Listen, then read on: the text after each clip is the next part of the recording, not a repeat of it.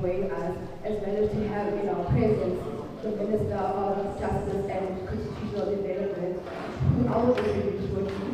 She's going to take us through the preamble of the Constitution.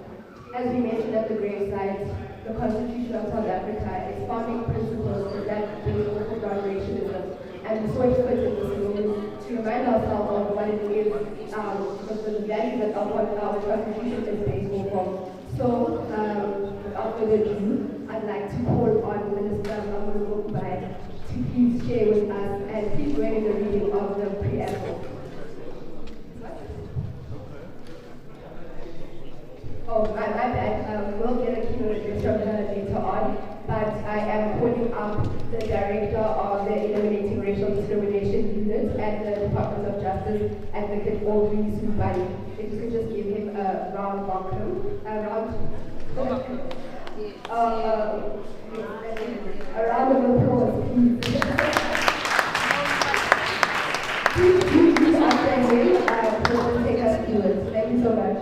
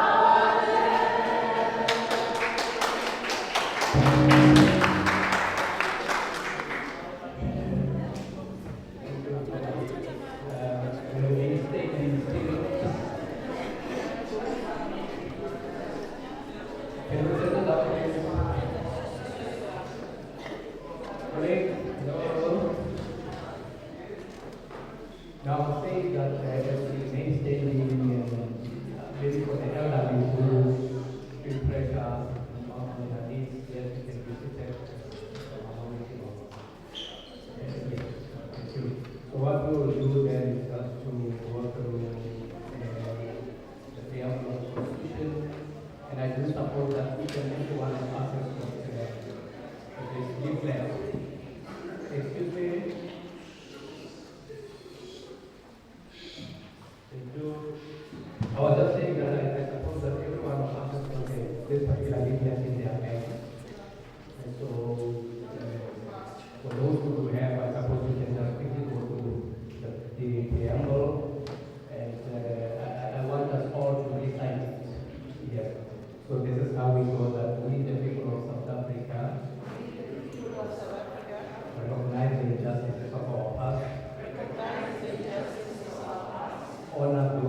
suffered for justice and freedom in our land.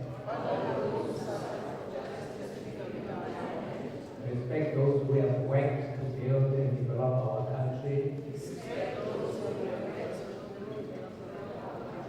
And believe that South Africa belongs to all who believe it. United in our name. We therefore, through our freely elected representatives, adopt this constitution as the supreme law of the Republic, so as to heal the divisions of the past and establish a society based on democratic values,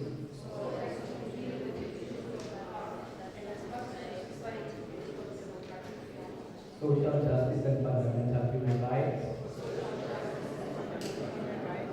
lay the foundation for a democratic and open society in which government is based on the will of the people and every citizen is equally protected by the law. Improve the quality of life of all citizens and free the potential of each person and build the united democratic South Africa, able to take its rightful place as a sovereign state in the family of nations.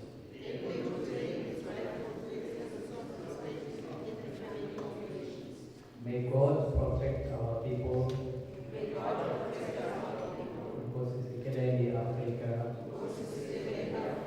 Morena Buluka secara saya itu,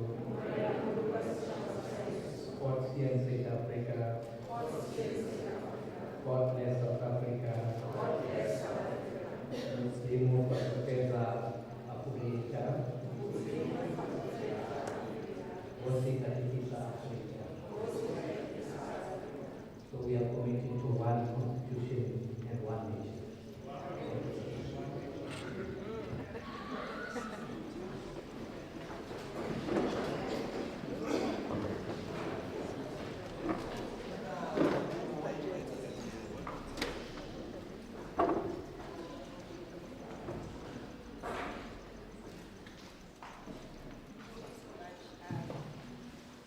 Thank you so much, Advocate Sui.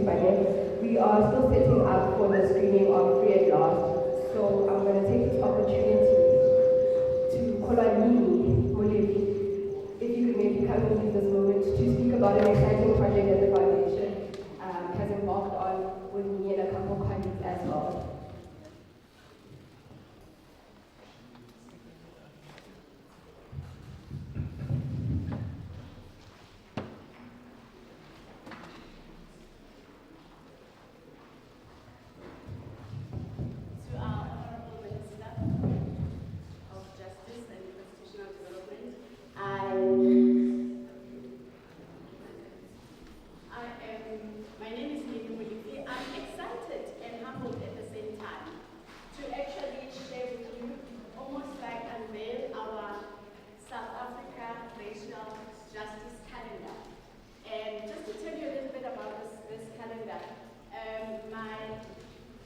My colleagues and I, my organization has been doing work on anti-racism for the UN and organizations here in South Africa.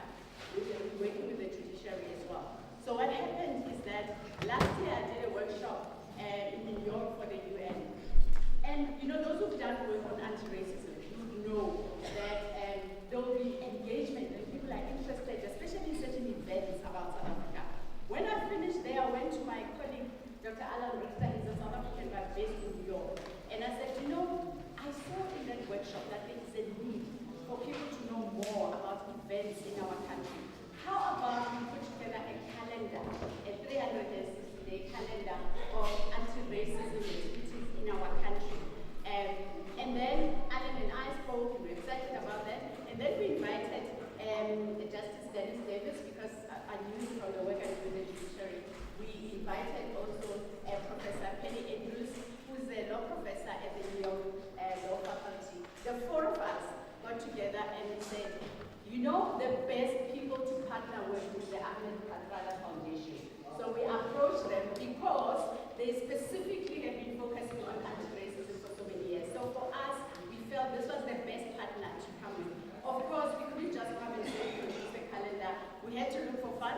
So we approached and we want to thank some of our funders, it's important to say, who came to the party with regards to producing this important calendar. And just give me a minute. It's important to thank people who contributed for this. So we would like, first of all, we approached Justice who agreed that he will contributed to the development of this. Also, Exchange Data International, Millennium Trust. So they contributed, they gave us money so that when we approach the American Brother Foundation, we'll say, please, we've got ideas, we've got great ideas as to what we can do here, but we are coming with funds so that we can do this. The idea is that we print this for schools and to distribute to schools using the channels that Ahmed Kamara has done on distribution channels. We're going to distribute to schools. But you know, in the work that we've been doing, over 24 years we work on anti-racism, even in schools and corporates, I can tell you now that the knowledge of anti-racism from our children is fading. You know, it's fading because I think other things are taking over. So we thought if you were to have it both digital and visual, if you were to have this and this calendar inside here, it has beautiful, you see it when you get it. It has beautiful, we've taken all the pictures of what's relevant. Like for example, March 21 is also, of course, an entry in the calendar. So every month, the kids will see here, they will click, there's a link, they will click as to what's the background on this, what is it, because as parents, we're supposed to do the work, but I don't think we're doing all the work because they are sitting in social media and whatever. So we are saying, if a child has access to this, if the schools have access to this, if non-profit organizations have access to this, to say sit and page through the whole 360 days and see what is it that our country has done. So we are hoping that this calendar would be both a mirror of what has happened in our country so that the young ones never forget this, and also may it also be a compass to where we are going. So it's important. I like when you were telling your speech back at the cemetery as well, that you know there's so many disappointments. We are disappointed by so many things. But as we're sitting here, let's say I've got a big child or a small child. So what's my role? My role, rather play Monopoly, whatever. Let me take them through this calendar to say, you know, what happened on such and such a day. If they don't know, go to the calendar, educate them. This is our role, and it can happen. So this will be distributed. This is the first. Thank you so much, Mr. She's magic. She can make anything happen. So thank you so much, Mr. because this was produced in very short time. We'll be distributing it to all the schools and all other organizations. So thank you so much for partnering with the Ahmed Kamara Foundation for this. Thank you. It's a project we're very excited about, as you know, it's a core mandate of the foundation to make sure that we educate young people, that young people know our history, they know where we're going, and they know the principles and values that bind us all together. On that note, we will be doing our documentary screening. We're very lucky enough to be screening one of the episodes of Free at Last. We will see someone familiar who joined the cemetery in the documentary, but I hope you will enjoy it. We will be having a discussion, just reflecting on it afterwards. Thank you so much.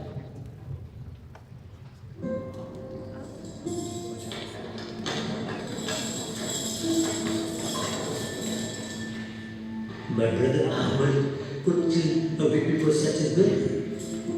Indiscriminate. Even more in struggle against a party, against a very brutal enemy.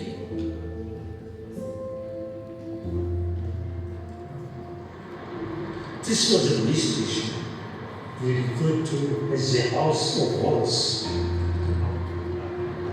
According to the police, to the interrogation, Ahmed jumped from this window.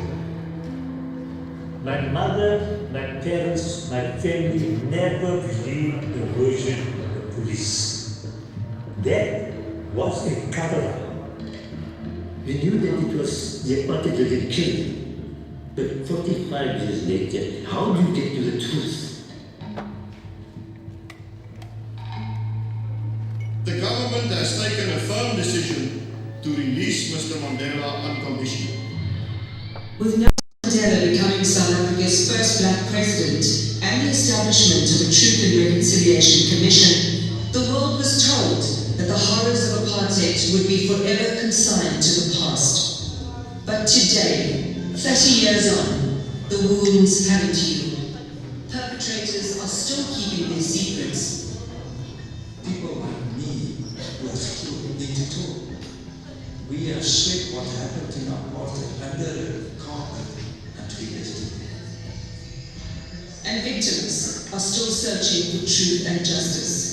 You took it back to someone, so you have to choose. People who were personally involved now tell their stories and show the true face of apartheid. There are so many unanswered questions. We can't move forward as a country if we don't know everything that happened under apartheid.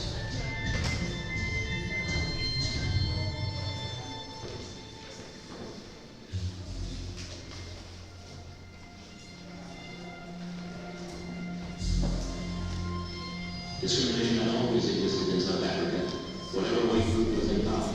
The nationalists now institutionalized it, depriving non-whites of any expectation of ever achieving equality with whites. From 1950 on, the white government in South Africa classified all citizens into racial population groups: white, Indian, colored, and black. Under apartheid, where you could live, work, and who you could marry was determined by the color of your skin.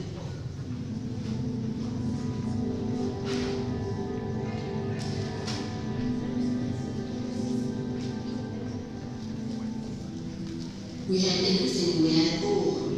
We had a car, we had a house. It doesn't make us wonderful people, but yeah, we had it all. We were just categorized as white people. I mean, we were just the privileged ones, you know? And if you look at where did blacks go, where did anybody else go, you would never see them driving around in cars. And I remember first time I saw a black lady driving a car, and I couldn't believe it. But those days, it was like we are white, we are privileged, and they're the daddies, they're the communists. Oh, that was the one that we heard a lot. They're the bad people. Why did they call them the dog, enemy, things like that? I would be classified as a non-white, so in Africa, black African. It meant that we couldn't interact. Well, we could interact on the level of a employee, but not as acquaintances. So everything was segregated. There was white people's area and black people's area. It was a norm.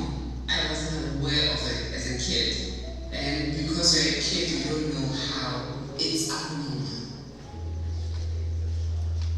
In apartheid, you became very conscious of the color of your skin and your status in South Africa. You are sent as Indians. Let's put it this way. You are big brothers, not Europeans. Your benches, they could sit on benches. Or you couldn't go to a park. Which was for whites only. To take a train, there was a first class for whites, the second class, then the Africans, Indians, and colors, non-whites, and the second class. Then we grew up, there's no swimming pool, no tennis courts, but if you walk 15 minutes away, you should see the white children swimming in a public pool or playing tennis. I'm a child of apartheid. We lived in a segregated suburb. The only black people you saw were workers. We had a domestic worker who I only know as Grace. I do recall that there was some incident where Grace said to my mother at that time, "You treat me like black sheep." And my mother fired her. And that was the last time I saw Grace. I come from a mixed marriage. My mother was colored, but my father was registered as a Indian. We ourselves actually had a flat right in the center of the city, and eventually the government forced us to move out to a suburb that was set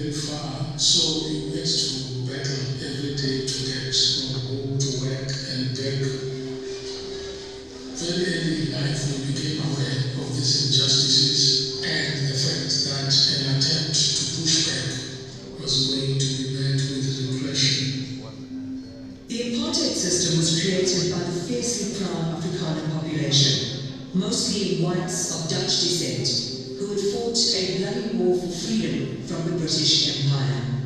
We shall fight for our existence, and we shall survive.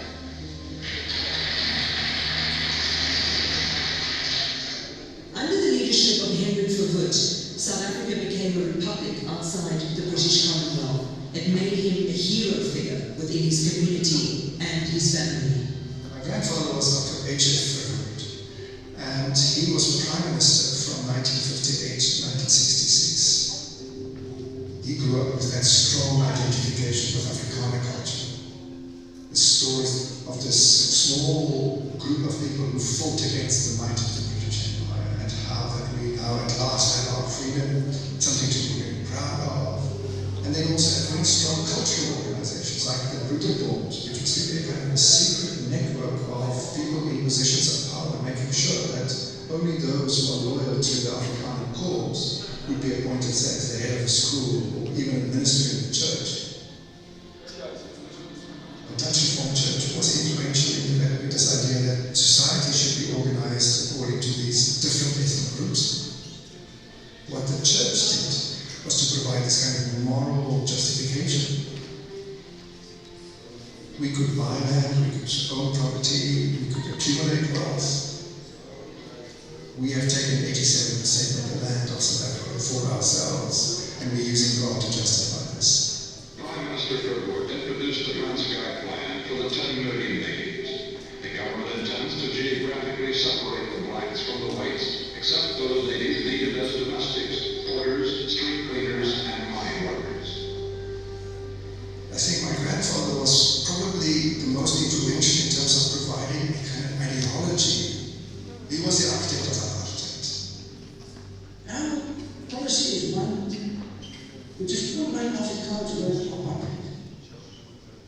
And I'm afraid that has been misunderstood so often.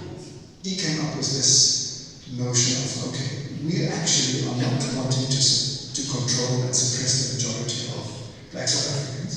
We want to give each ethnic group their own homeland. It could just as easily, and perhaps not perfectly described, as a policy of good neighborliness. When he talks about, people misunderstand that. Actually, it's a policy of good neighborliness, and then he has this smile. The opposition against Verwoerd's policies was building momentum. Anti-apartheid movements such as the African National Congress, the ANC, started to organize nationwide protests. In March 1960, another liberation movement, the Pan-Africanist Congress, the PAC, set up a mass demonstration in the town of Sharpeville. Tawana and Tlabo grew up hearing the stories about that fateful day. The PAC was a breakaway party from the ANC. They were more proud, they were defiant, they were challenging to the system. Two of my members, they were there on the day of the protest. The demonstration was against the past laws, which made it difficult for them to be functional human beings, because you would have a document that says you are permitted to be here. What it was meant to do was to control your movement, so that you're not found the way you're supposed to be. If I get out and go to the house next door without a pass and I happen to come across a policeman who was just enthusiastic about his job, I would, be in police station. Otherwise, I would be deported to a homeland. They just wanted these laws to say you belong to us and we must use you effectively. Thousands gather outside a police station and protest against new laws requiring every African to carry a pass at all times. My grandmother's told that it was a peaceful protest. One thing that made them stand there was the fact that we're not fighting, we're killing one another. We're marginalizing people that don't want justice because they are oppressors. We're seeing isolate white boy Africa. We're seeing not getting any skills or why. There was a big jet airplane flying there, taking photos. We're still outside. When they came, they said we must disperse. we say to them, we don't go arrest us, we could no pass. So the people that are shouting, what, 3 guys pushing the fence there. These police, they were lighting them with their spray cans. One story that I kept hearing was that the police panicked and they kept on using the excuse of Katumena, which was a riot that happened and the police were killed there. So in Sharpeville, they were nervous and then they started shooting.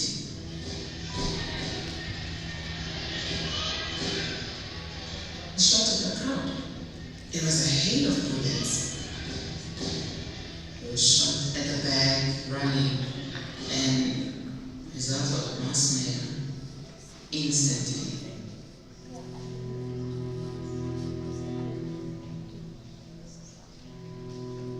We saw people lying there. I saw someone who was blind. Someone is brain. They shooting him to die. It was horrible. Maybe 5 years. Nerebitika dulu. Nanti mana di dalam macam mata. Saya akan jadi akan jualan di mana cara apa akan saya buat apa akan saya jadi dalam macam. Usai kopi di dalam mana mu station dari 12 years. Vamos fazer pedido de favor, vamos o candidato e a tua câmera. Mana pedido mana 12 years saja. Naya akabaya sebagai kapal pergi sahaja, mesti mesti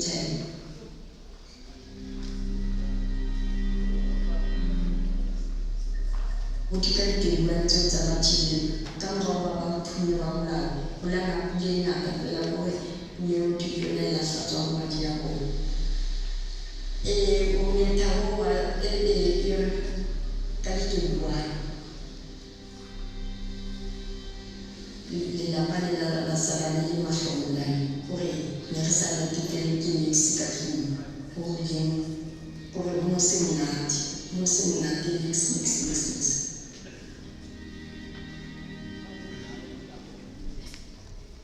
Dan berbicara dengan mereka dan kakak keluarga.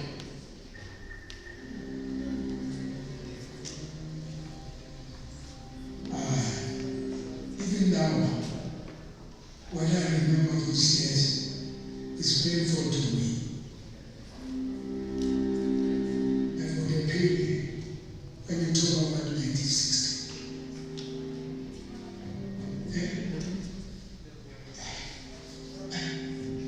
I feel sick.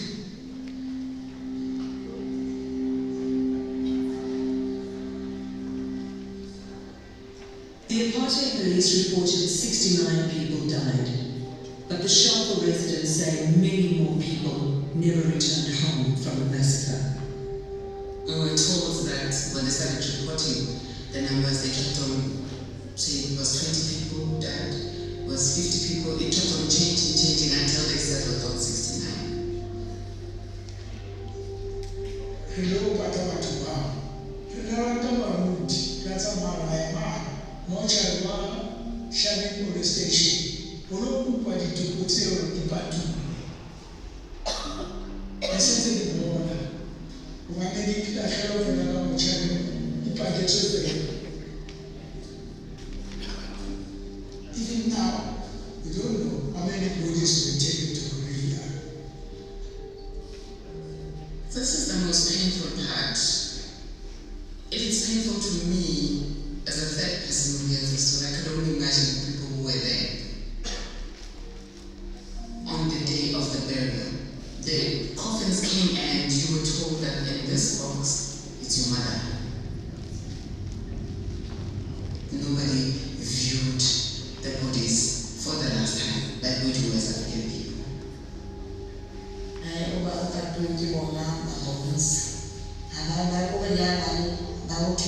Imam James Butima, Havana Shoba, government and Jesus and Peter Profela, about illegal side and Everyone that you meet who was there at the time will tell you straight up that 69 is not the number. There was way more. These are the questions that we're asking ourselves now. The true story of Sharpeville must be told.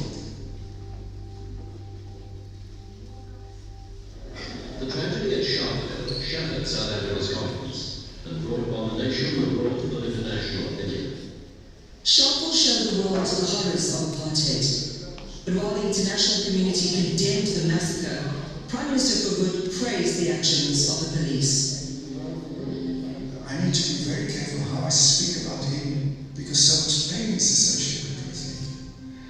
What I saw in the diary of my grandmother, they were very much in support of this idea of clamping down, stopping, like don't allow anything to spiral out of control. They supported the behavior of the police and the military, including at Sharpeville. At Sharpeville, police fired into a crowd of unarmed demonstrators, killing 69, including women and children. I was 12 years old when it happened. We had it on the radio.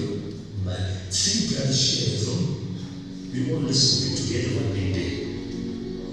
And this is the first time in my life that people demonstrating peacefully were shot and killed. Just because of the color of skin. I was upset. I think Sharpeville was a watershed moment because it became very apparent that there was no way that through peaceful means, through dialogue with the apartheid regime, that we would get them free. Nelson Mandela, a prominent ANC member, wrote a letter to Prime Minister Verwoerd asking him to stop the savage attacks and to give the same rights to all South Africans. The content clearly was not taken seriously. Even if it was read, it was seen as not something that my grandfather wanted to respond to because they knew that if they actually were to hand over power or give everybody equal say, then the future can't be controlled and that they needed to do as much as possible to protect the interests of the Afrikaners. In Europe, you could get peace only by separating the nations. In South Africa, you can only achieve peace by separating the nations. Imagine if my grandfather was more open and had a willingness to listen, how much pain and suffering we could have prevented. The ANC was always a non-violent organization. It always believed that through non-violent struggle, we'd be able to achieve freedom in South Africa. So the decision for our struggle was not taken lightly, but there was no other way out. There are many people who feel that it is useless in the future for us to continue talking peace and non-violence against a government whose reply is only started text on an unarmed and defenseless field. And I think the time has come for us to consider, in the light of our experiences, whether the methods which we have applied so far are adequate. Anybody who was a serious critic of the system were silenced or marginalized. I mean, the ANC leaders were put in prison and were on Robben Island. The Communist Party was banned. They were very good at suppressing opposition. Another demonstration by a crowd of several hundred outside the courthouse in Pretoria. Nelson Mandela was accused, with the others, of plotting sabotage to overthrow the South African government by force. The verdict of guilty was not altogether surprising. At the back entrance, large crowds gathered to watch the accused being driven away to stark and life sentences. All is ever going to fall. And that's where we heard the sentence that was meted out to the Devonia tribes. And we were relieved that it was not a death sentence, it was a life sentence. As long as there is life in this world.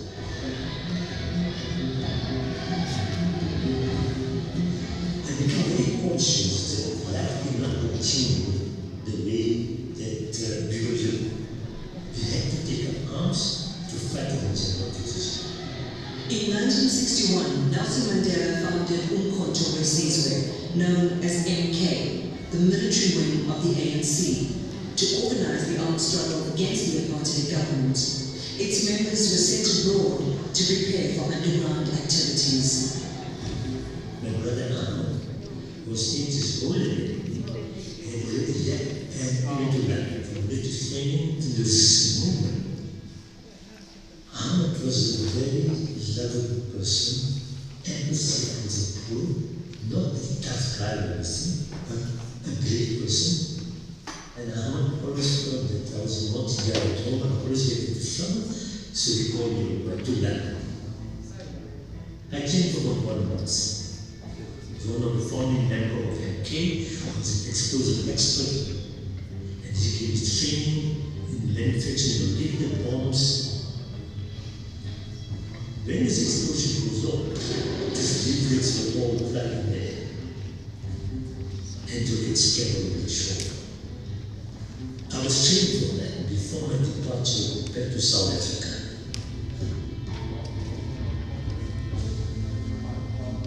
The increase in MK's armed activities resulted in more brutal and extreme measures by the security forces. The police were instructed to clamp down on any form of resistance.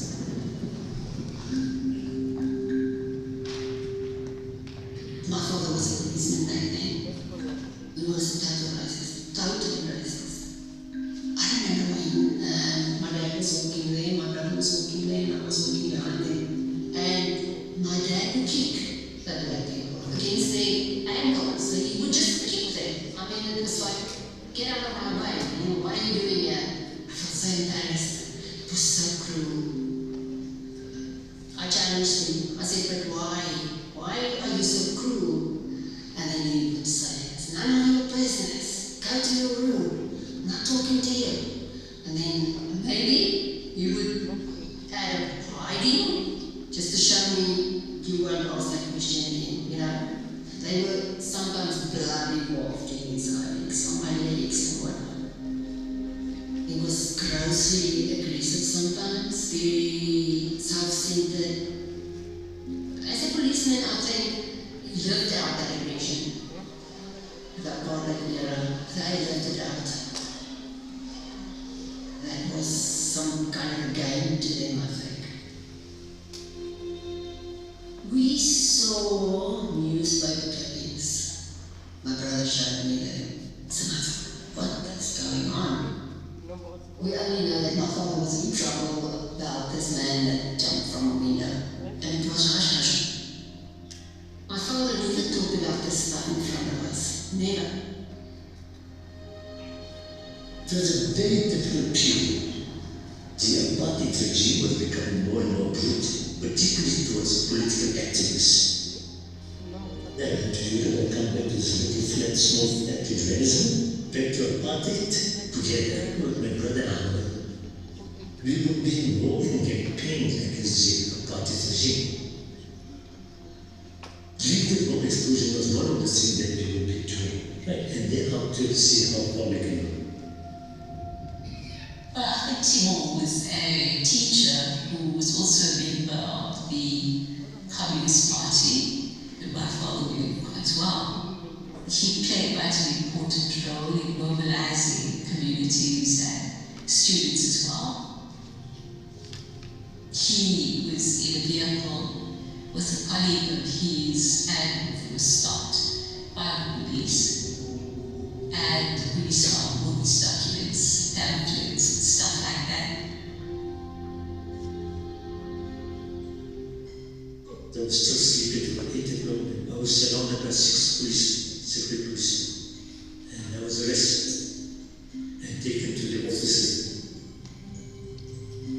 So the interrogation started. I said, I didn't get anything. I resisted as long as I could resist. I was made to stay on a break, given to telephone directories, which I had up in there. They were to relax, punch, knock down, make you stand again. We did not concern about anything, we concerned about your survival and how long can you take this torture. This is not good happening. This is a moment to go back this way. Your brother is dead. He was in the custody of the security branch and he jumped and committed suicide. It had shocked me, but I believed it. Obviously, I'm going to mistrust him. I'm taken back to the security police headquarters. As it's writing, a newspaper poster, which is from the electric poles or whatever, the headline is Death Plunge. And there's a possibility it's Apparently, I were busy with interrogations.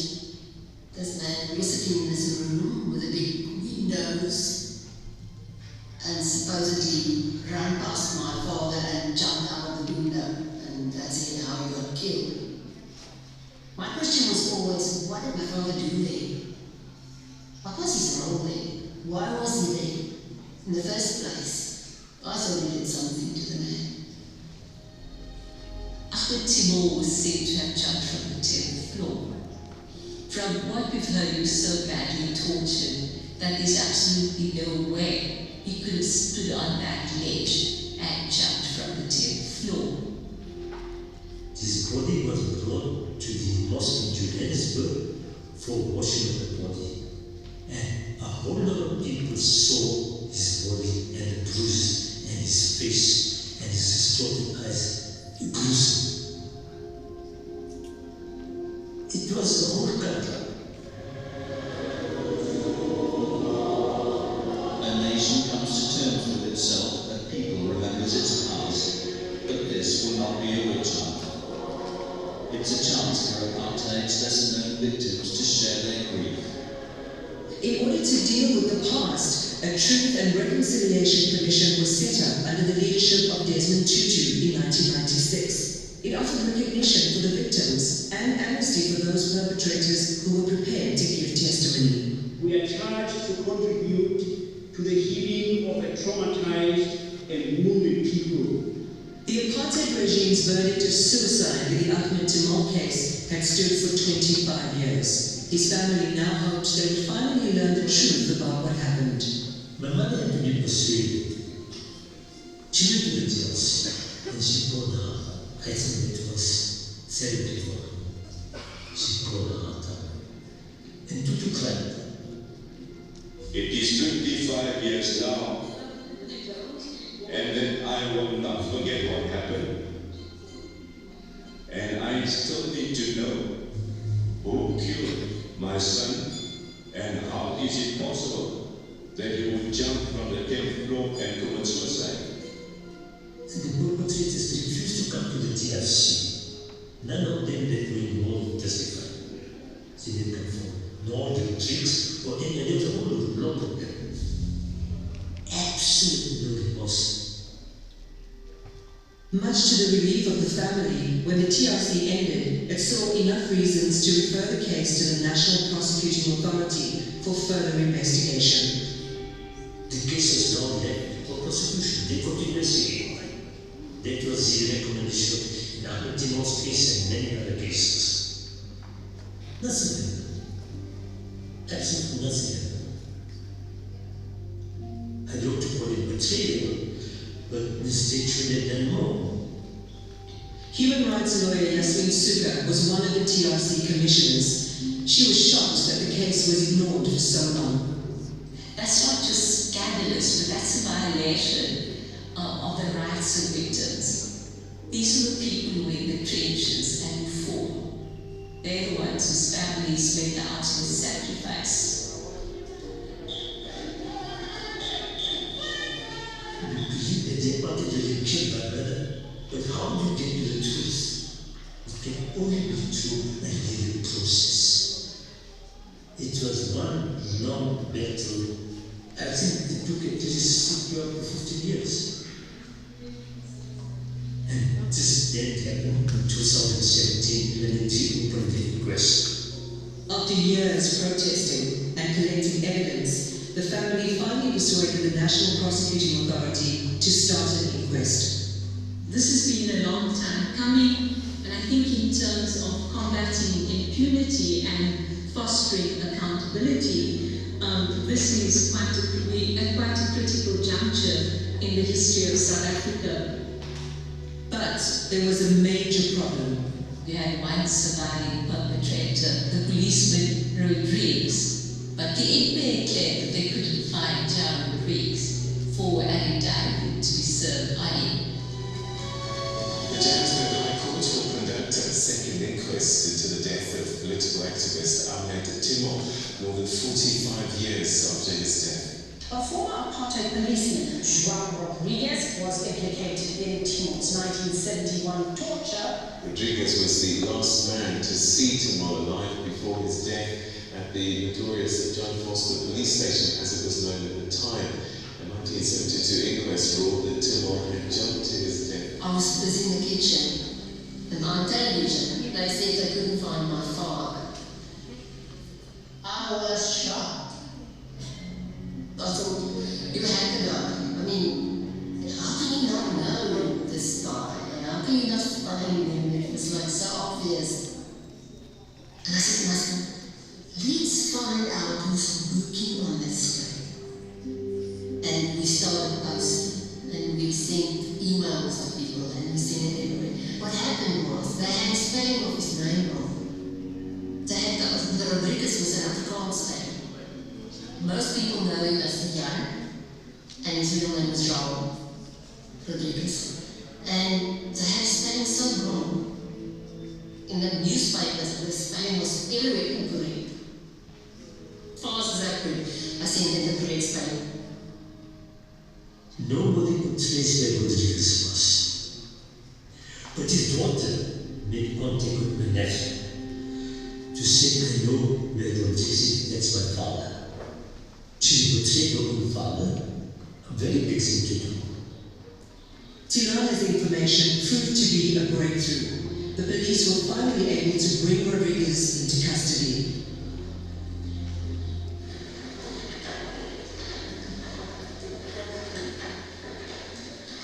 Mr. Timor's death, the 27th of October 1971, you were at John Foster Square. That's correct. To the left of the door. Yes, in front of Glory, on the opposite of the table, were a man sitting. I didn't know at that time who he was. It was very dramatic to me, I must say, seeing him there in court. He was this old man. I thought, yet he was so pathetic. Look at you. Hoe die venster oopmaak. Hy sal weet how he open up the window. En ek gesien hy druk deur die oopvenster. And I saw him fly through that through that window. Even in court, he didn't bring out the truth. He didn't say what happened. Nothing of that. He was that kind of person. He would just keep his mouth shut. This court's prima facie finding is that members of the security branch who interrogated Timor on the day he died murdered Timor. The High Court in Victoria has ruled that Ahmed Timor did not commit suicide. He was murdered by apartheid police. In an historical verdict, the judge ruled that Ahmed Timor was actually killed and recommended that Rodriguez should now stand trial for his murder. The court ordered that the NPA actually indict Rodriguez, which they did, and then he took it through the courts to exercise his rights, I suppose, to appeal against that indictment, and it took a long time. And eventually, John Rodriguez dies, and so for the families, that's like a really big blow. The whole process came a bit fast. The case was delayed till the terrible death.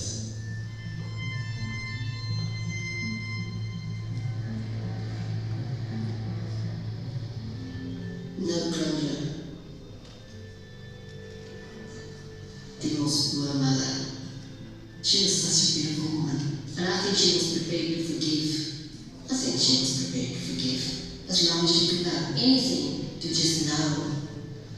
And the thing is, she died without knowing. It exactly what happened to her son.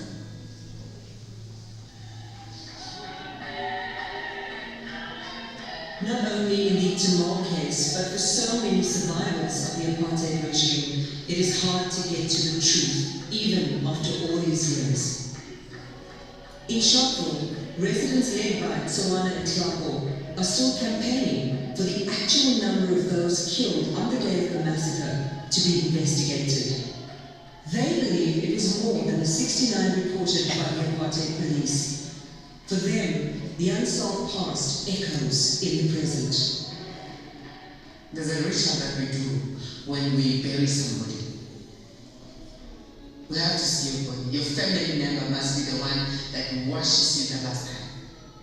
So that if you died violently, that bad luck does not return. Not having performed all of those rituals after the Sharpeville Massacre has led to what Sharpeville is today. And that is a continuous cycle of bloodshed. If it's not stabbing, it's gunshots. I think the massacre landed on me when my brother was killed in Sharpeville 20 years ago this year. My brother was shot almost close to the graveside actually. Had a disagreement with this guy, and from a disagreement to a fatally shooting from the back, which is the same way that the victims of the Sharpeville Massacre were shot. The only way to stop the misfortune that's happening in Sharpeville is to get to the bottom of the truth. In a quest to overturn the apartheid era's official death toll, Tsawana seeks help from two researchers from the United States. I came into contact with Bill and Nancy, and when they came here, the people that they met said to them, we've been saying that it's more than 69, but nobody was really listening. So Bill and Nancy decided to look into our archives. On that trip in 2018, our eyes were really opened. And that's really what got us started collecting information about Sharpeville. They knew that more were killed, but they've never been able to prove it. We've been doing research on South Africa for 40, 50 years. We thought what we could do is we could access the records in the National Archives. During the apartheid years, certainly in the 70s and 80s, people could never get access to records about Sharpeville because those were off limits. The police kept them to themselves. You know, people probably also assumed all records had been destroyed or they don't exist or something like that. That's what that is, yes. We are the first researchers to look in detail at these records in almost 65 years, and we made big discoveries. One of the first records that we discovered was a list of names of everybody who had been injured on that day, and many of the people who died. An official list by the police. It had their name, it had their address, it had their occupation.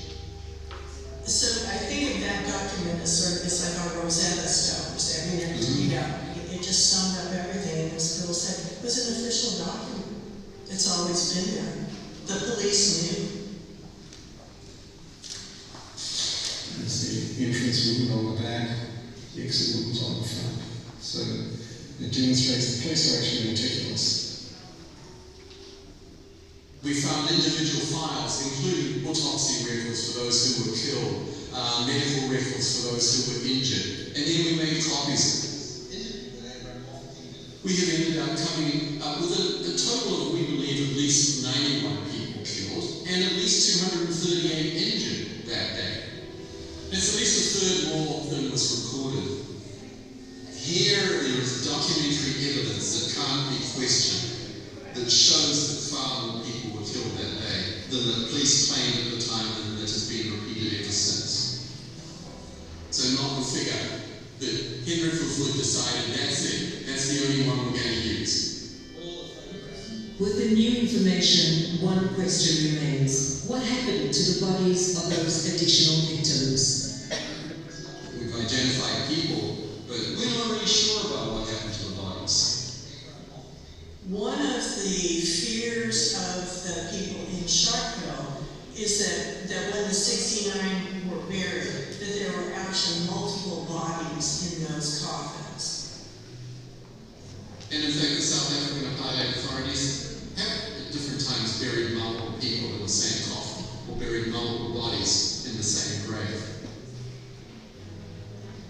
There are just so many unanswered questions. It's very important to recognize the correct number of victims. That community is still there. They're in the same exact houses. They walk past that police station every day. This is still living history for them. And they want to have it recognized and resolved. With proof of the high number of victims, Tawana now asks the Missing Persons Task Team to help locate the missing bodies. The team was set up in the aftermath of the TRC by Madeleine Fuller and falls under the National Prosecuting Authority. You know, our primary focus is those who disappeared and whose fate is not known. When I have a dream, one step closer to the truth, you know, and hopefully to find the bodies. As you did indicate, there is quite a lot of issues that can still help families and community to find closure. Yeah. There's been this rumor that other people were buried in shallow graves in the cemetery. So it's not just the track of people who died there.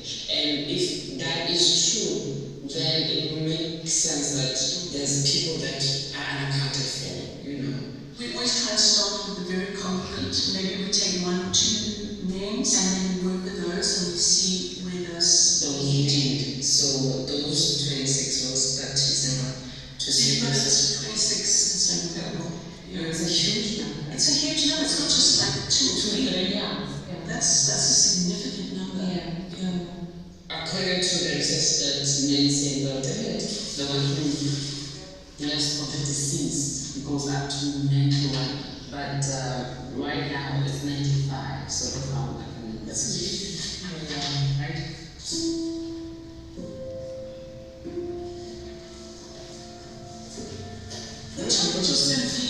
Wherever you dig in the cemetery, you're going to find bodies. So I wonder if there's maps.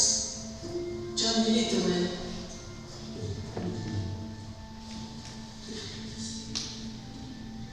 Is it 69 buried here? Yes, this one the real side. Yeah.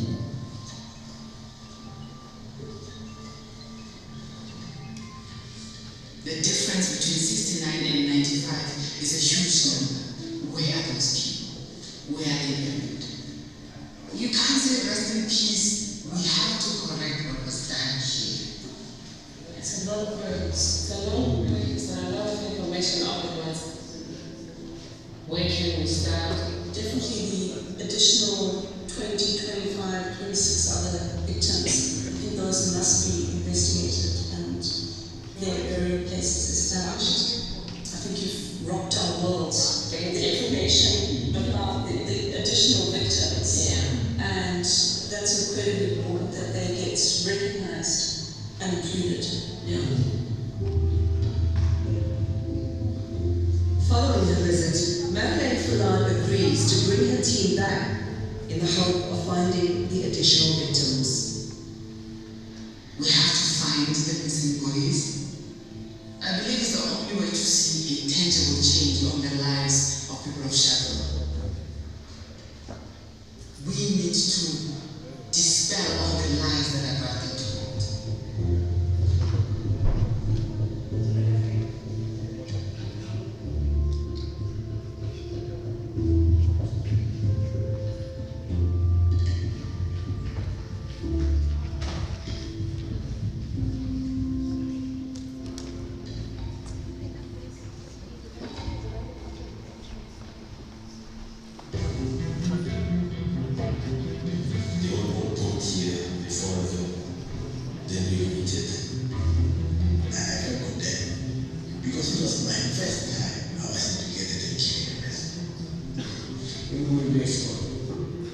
Teteres.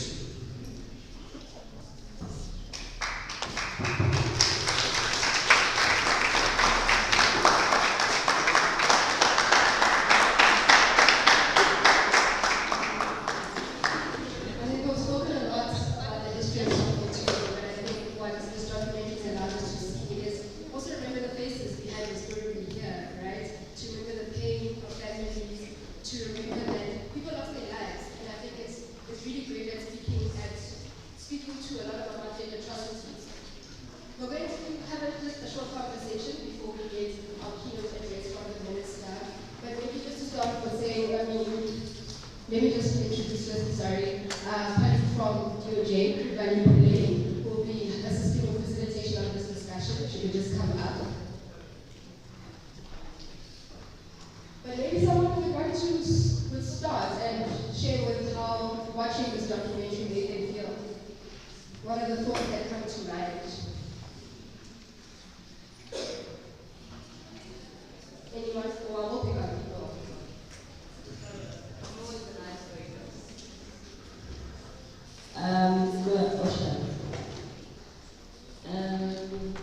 Good afternoon, Shane.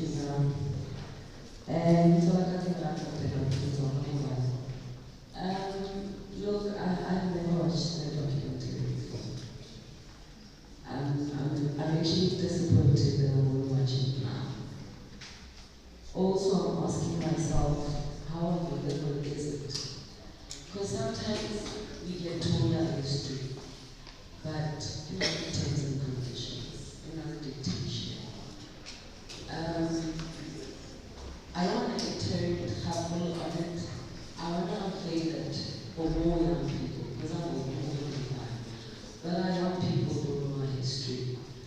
We've just introduced, I work at schools of history, we've just introduced history into residential secondary school. I'm asking myself, what are they going to teach our kids?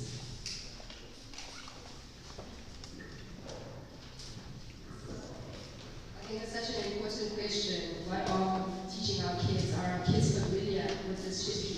Do they understand that it's because of this history that it takes us seriously, our Constitution, and that all of us should be responsible in making sure that we realize our Constitution?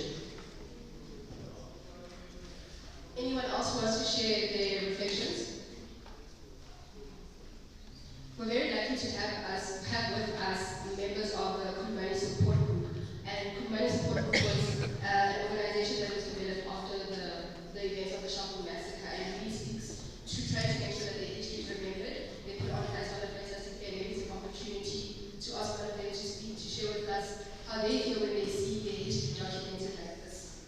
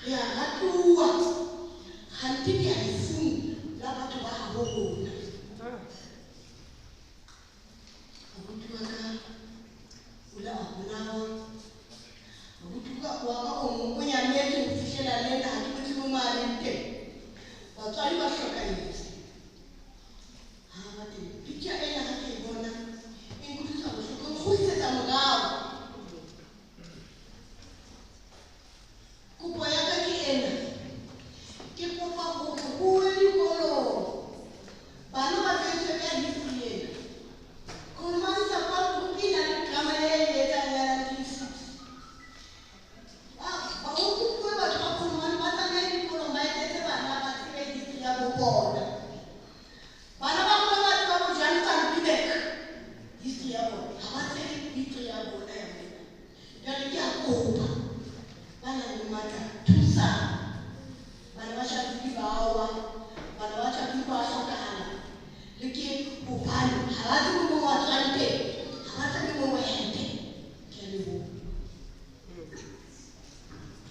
Thank you so much for those who maybe didn't understand. I think Mary was just sharing that she is disappointed that young people don't know their history, that the history that they get taught in schools is that of Jan van Riebeeck instead of events such as the Sharpeville Massacre.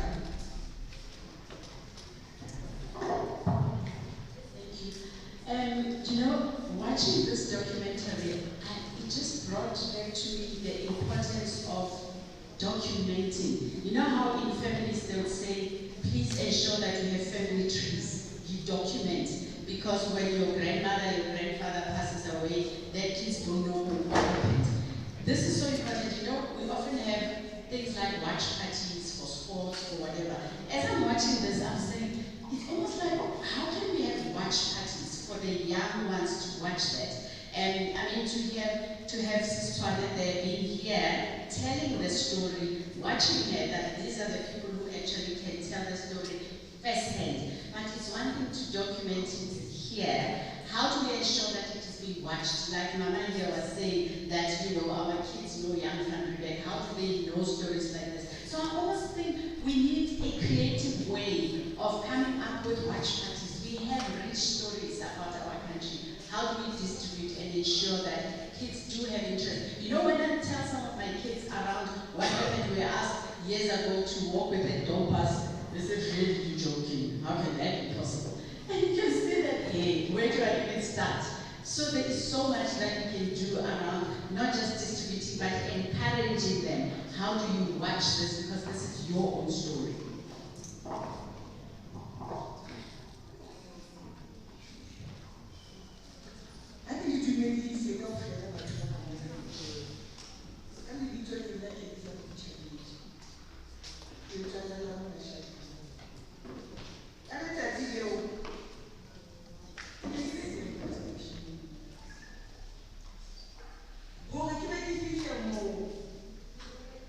Ki ne ki ba le di end of the internet ne di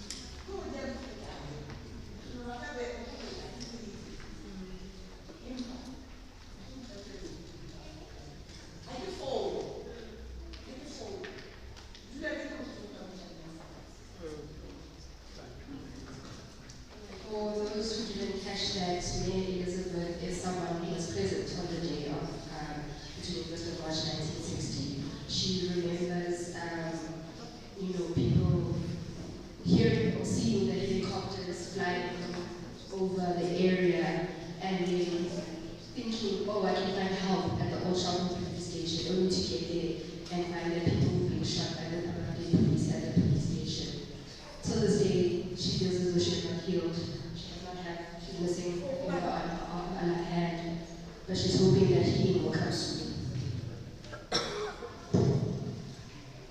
I'm just going to ask one young person, we haven't heard from a young person at this moment, to just share a reflection, and then we're going to move over to our colleagues at the UA. If I can just ask a young person that I can think of. Can we ask Lerato, Gianni?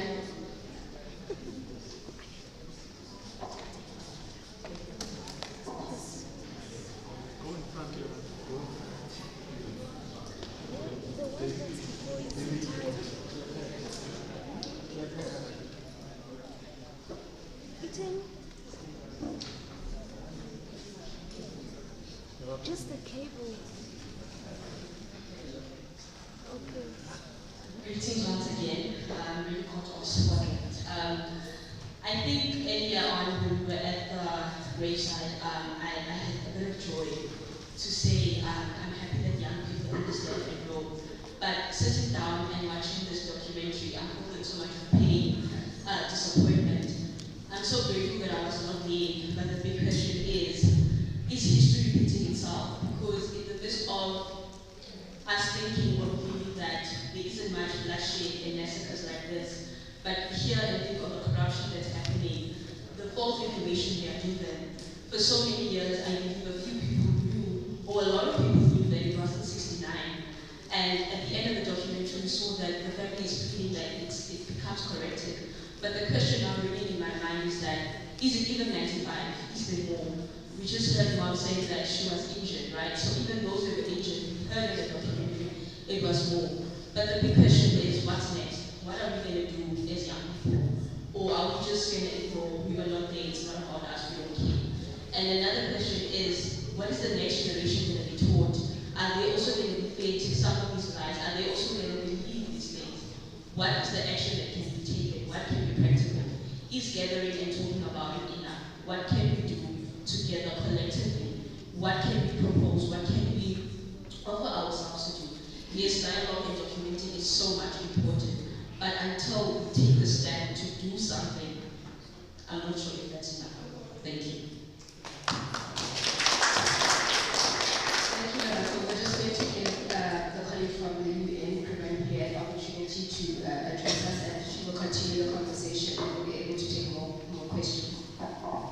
Thank you, Rita Blair, who's ably started the moderation of this discussion. So I'm not sure if I should continue or just hand over, but I would also like to have Rita Blair by my side, because we'd like to encourage those comments to come in the vernacular, and so I will need assistance in translation. So just a few sentences from me. My name is Krivani Pillay. I'm here with my colleague Francis, who is an anti-racism advisor at UN Human Rights. And we are proud to join the Amrita Foundation and the Department of Justice and Constitutional Development to launch an anti-racism week here in Sharpeville. We're in a community whose name carries deep meaning on the global struggle against racism and injustice. And before we continue the discussion that Rita Blair has started, please do allow me the opportunity to acknowledge not only the Minister as well as Sean Bolton, but also to acknowledge the survivors of the events of the 21st of March 1960 and the families of the victims who lost their lives during the Sharpeville Massacre. For many years we've worked with you, and your presence always honors the memory of those who were taken and reminds us that this history is not distant. It lives in families, it lives in this community and in our collective conscience. 66 years ago, ordinary people came together to challenge injustice. Their courage shook the conscience of the world and helped inspire what we now mark as the International Day for the Elimination of Racial Discrimination. In South Africa, it's National Human Rights Day, but for the rest of the world recognizes it as the International Day for the Elimination of Racial Discrimination because of what happened here in Sharpeville. So, ladies and gentlemen, I'd like to continue with the reflections before I hand over to my colleagues at DOJ and the Foundation. But the things, and allow me, because I don't actually think the word moderation is the right word here.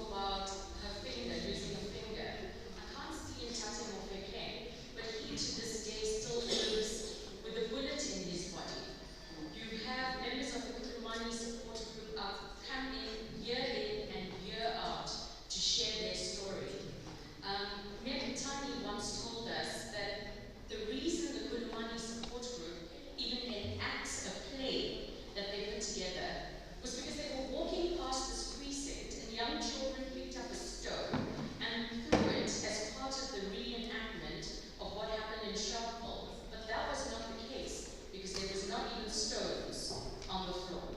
And they thought that it was really important for their voices to come together and that experience to be shared with the community.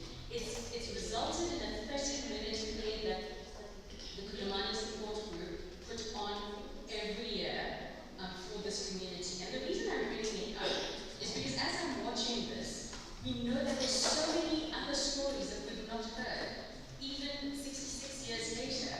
So I want to know from you, because many of you in the room were not there that day, and you rely on first, second, and third generational reenactment or recollection.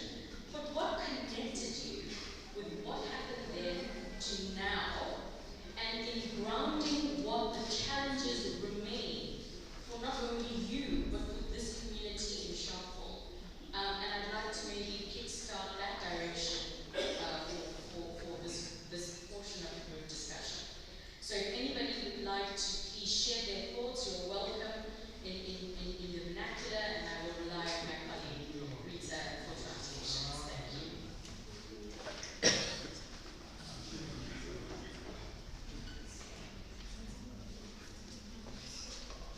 Hello to Madam Gilnatswana, the one who was at the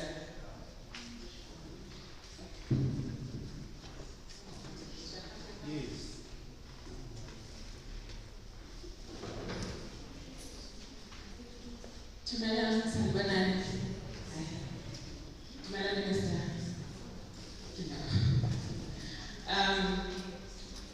just to expand on what you said,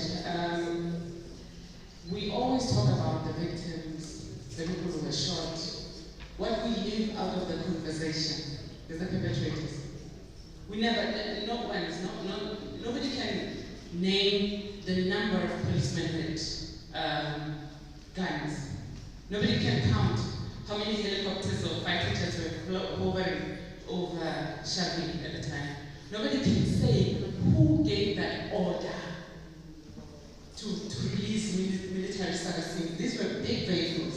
You don't just take them out as if you're going to a taxi in Philadelphia. Somebody signed out on that. These are the questions that no one answers. But the big question for me to this very day is why Sharpeville? This was a nationwide campaign. PC had mobilized the whole country to demonstrate like this. Why Sharpeville? The leader of the PC was marching in Soweto. Why Sharpeville? The biggest gathering was in Everton, which is 20,000, we're about 8,000. Why Sharpeville? Nobody's asking that question.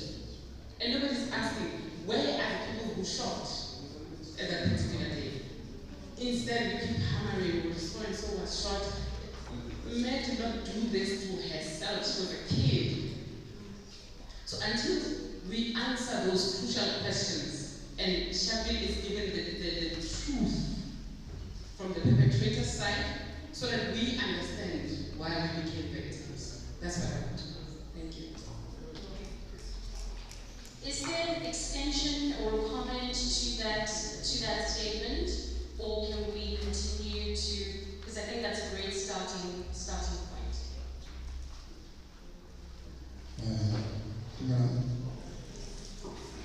My name is Nico Dima. I've been part of the story for the past 8 years. When I was just about 36 years. And that's when we discovered that there was a pregnant woman who died in the years 1996, just before the Constitution was signed. But before I connected with my contribution, I'd like to acknowledge some people who take decisions that are not popular. What happened here, we all know that it's not political. And those who understand politics will understand it. But the people who have taken it upon themselves to make it look like this story is not politics, not politics. Because the people that were shot here were workers. Some reports are saying Hero was or something like that. No. The people that were shot here were workers, their wives, and their children. Because this was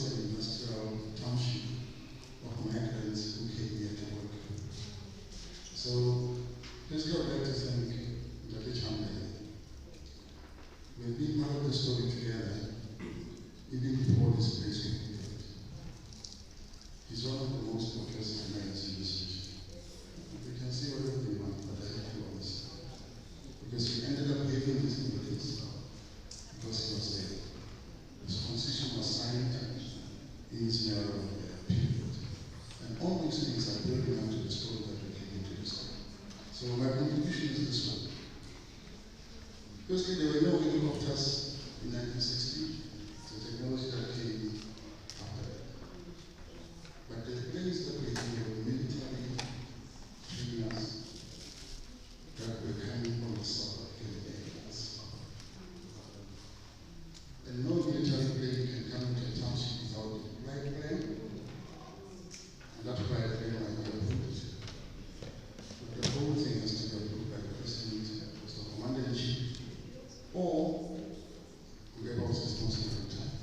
So that means that Sharpeville was a military intervention, and the cause of that was because the people that were staying here were so much important to the economy of Johannesburg and other areas that were getting water from here and electricity. So those who don't know, 2 months before, there was a coal group mining disaster, same in 21 January 1960. And about 437 miners were killed. But there were policemen from the special branch who were sent to the coal group to make it clear that labor continues to work and mine, because there were 137 people that were eaten alive by that time.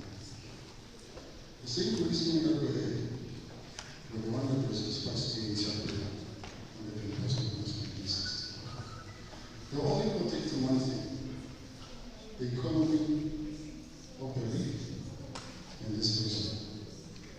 So to ask the question as to why Sharpeville was people from Big Bottom and Bulong, they must to town, they must to the Big police station, which was in town, meaning that the threat was from here and here. In Sharpeville, we went to our own police station, which some of it just ignored.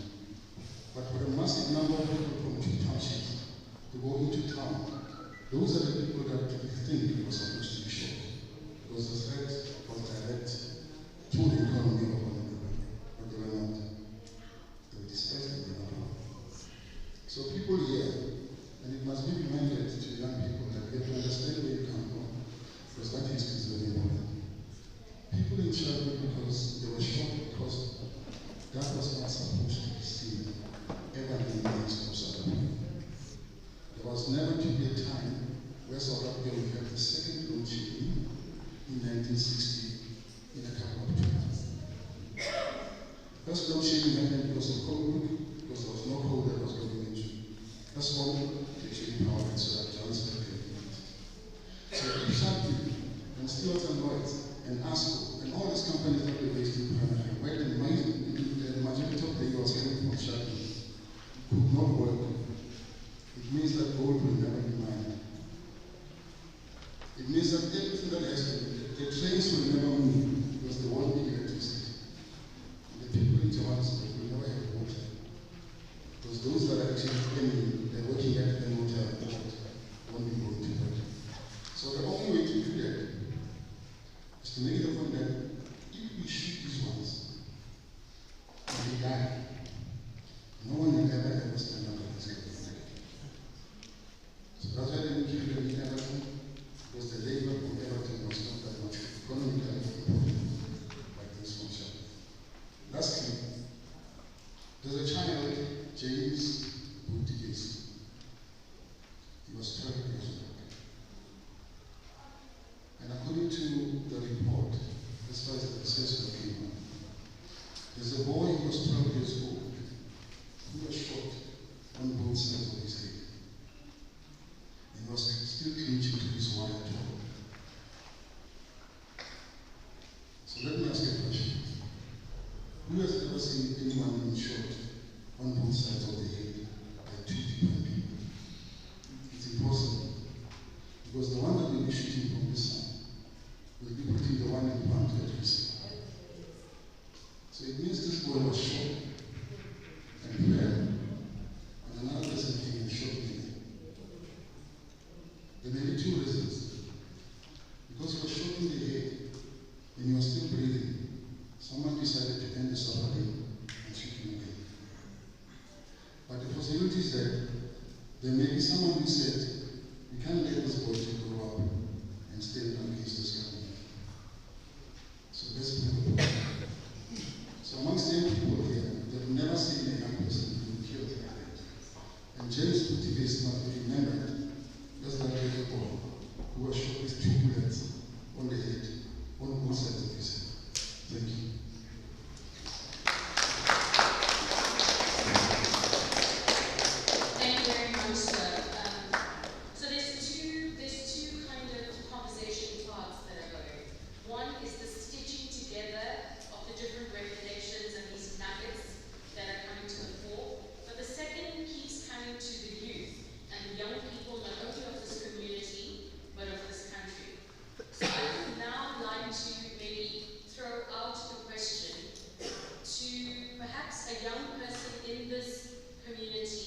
who is either working indirectly or directly on the issue of the Sharpeville memory. What is it? What is the connect between 1960 and today? And how do we ensure that Sharpeville never, ever again? And please, I really do want to hear the voices of the young people, because we do not want to find ourselves coming back 60 years later and nothing has absolutely changed.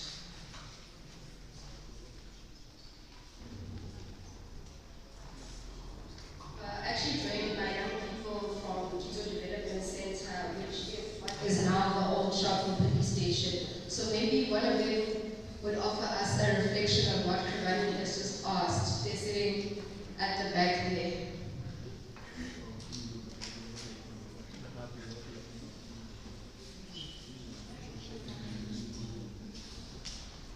A young person from Kizo.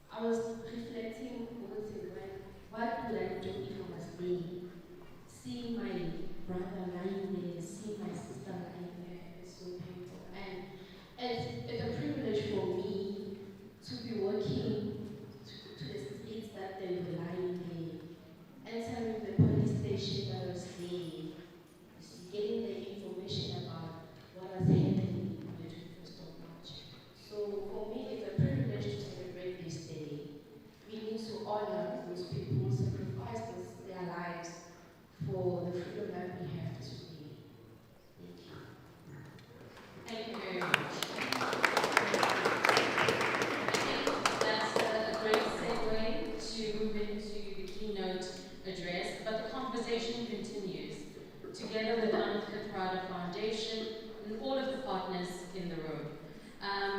21st March 2026, let it rain. Let it rain like James Bessie's sister told us that every day on the 21st of March it rained. And so when those showers come down this weekend, please do not forget, remember what you saw here today. Minister, with that, over to you.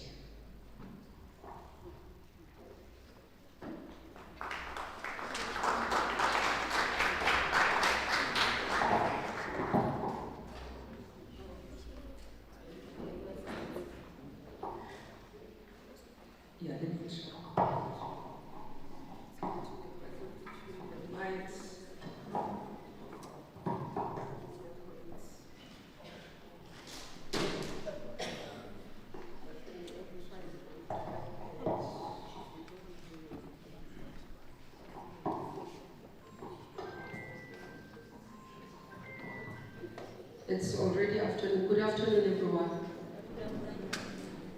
My name is Mamula Kombai.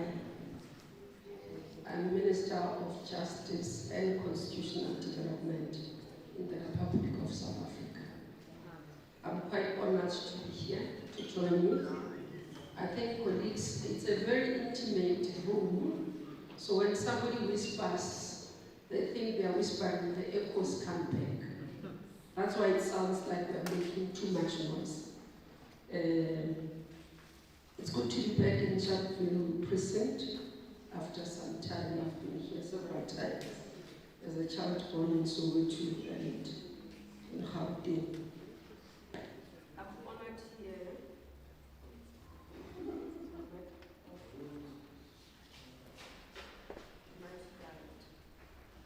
I do have the right voice, I can use it if it is not.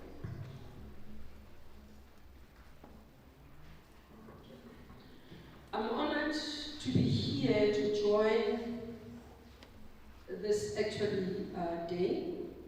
I think for me, more than anything, it's on the week of our Human Rights Day, previously known as Sharpeville's Day, under the auspices of Amatika Praga Foundation, who organized this event today to mark the beginning of the Anti-Racism Week. As many of us who grew up in the struggle or in the organization, I'm not part of the struggle. I must not say that people will start asking my age. I'm young. 1994, I didn't vote because I was still young. So, Uncle Kathy is commonly known to many in many of our organizations. It's quite important to always acknowledge that this foundation is founded under the name of a very, very noble man. Perhaps even that to the foundation. It's always important as you start to do the background, because many of these young people who are here might today have known about Sharpeville, but they will not know about Uncle Kevin. So I think you are doing disservice to his memory. Let's have that background of who he is. But sometimes there's a misunderstanding about the people who fought for this country, that it was all racist. There were various people who participated. Because sometimes when you also look, you start thinking that people think that the anti-apartheid struggle was only waged by blacks. They were all, including white people, who believed that apartheid was not good. So that's why it's always important for people when you do this to show such in terms of our work. But here, being here at this precinct is a reminder that our freedom was not free. It was paid for by blood. Lives were lost. Families were destroyed. Communities fractured. And rebuilding families, rebuilding communities, rebuilding lives that are fractured as well, because not all of them were lost, but some of them were destroyed. People were left paralyzed, but others mentally destroyed because of the tortures and all that happened. So as we mark the celebration today, but also advocating for anti-racism, we've got to take a step and look, where do we come from? We are gathered here not only to reflect on the anti-racism, but to also celebrate our heroes and heroines, whose demand and resolve to end the system, racially prejudiced, could not be diminished in the face of, even in the face of merciless attacks of one of the most brutal regimes the world has ever seen. So the crime was that they were born with the wrong skin color,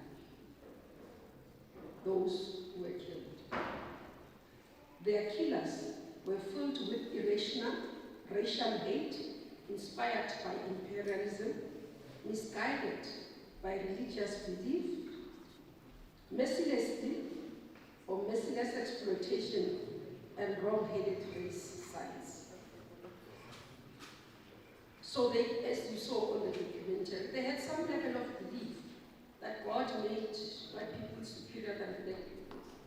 They had this science that they believed in, which was wrong, ignorant, but it led them to doing what they did, the most honorable things.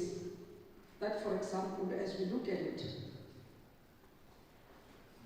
many of the communities, many of lives that were lost, but young people being destroyed. And they were willing to defend the system of apartheid. They were prepared to commit unspeakable atrocities of the genocides that they were committing. Because it was just not a massacre, it was a genocide in Sharpeville.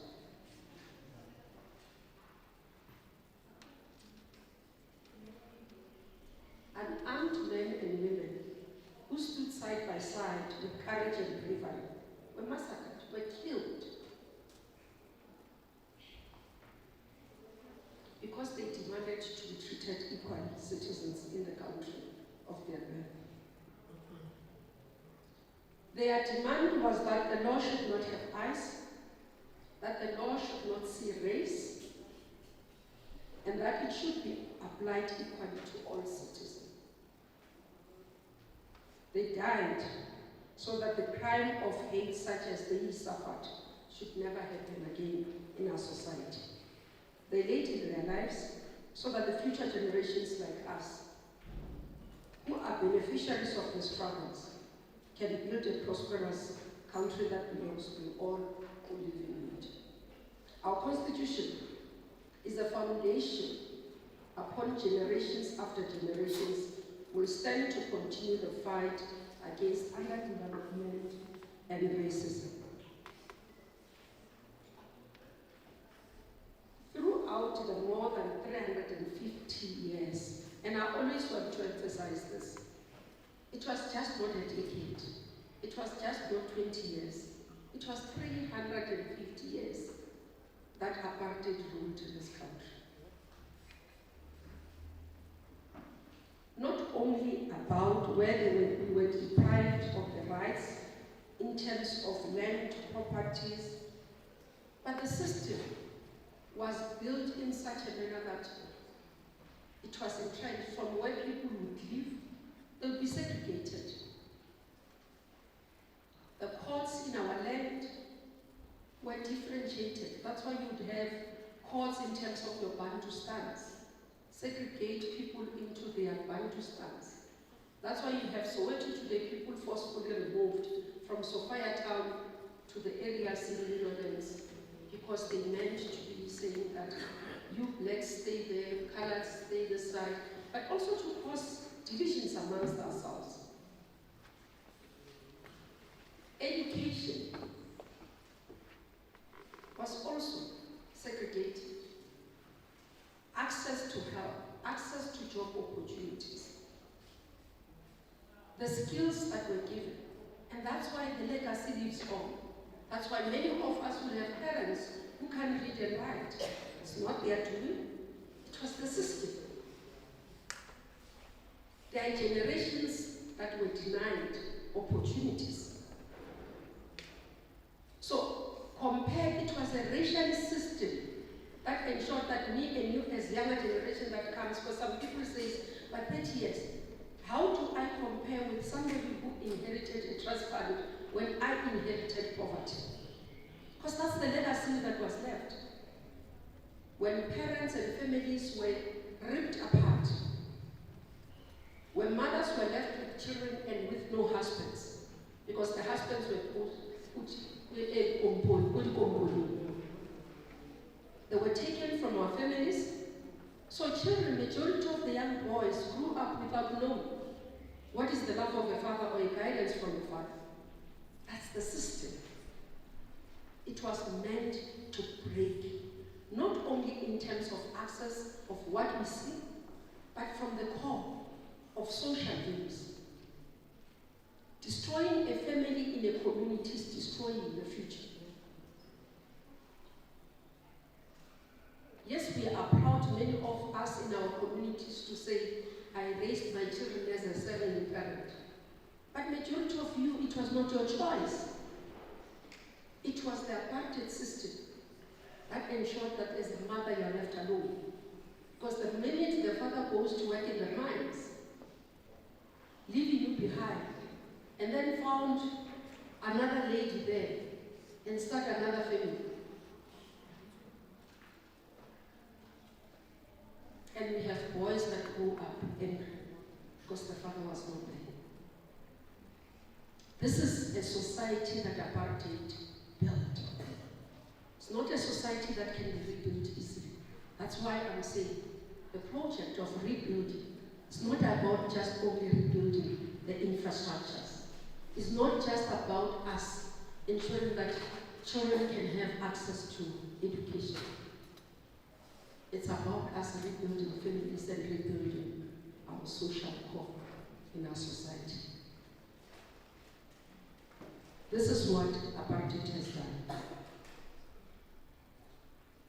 Now, when we look back And we say, for that reason, hence when our forebears and the leaders in 1996, when they came together and looked at what it is to be the constitution of this country, that booklet sometimes we attack because we are frustrated, and I'll come to that.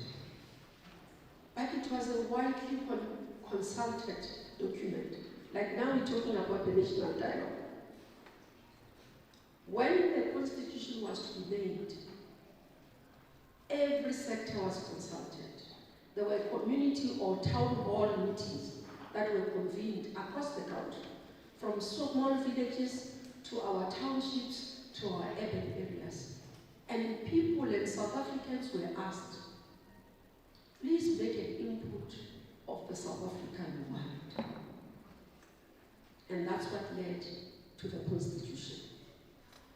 And it is for this reason that the preamble that we read out this morning of our Constitution says, amongst other things, that we, the people of South Africa, we recognize the injustices of our past, and we therefore, through our freely elected representatives, adopt this Constitution as the supreme law of the land, so as to heal the divisions of the past and establish a society based on democratic values, social justice, fundamental human rights.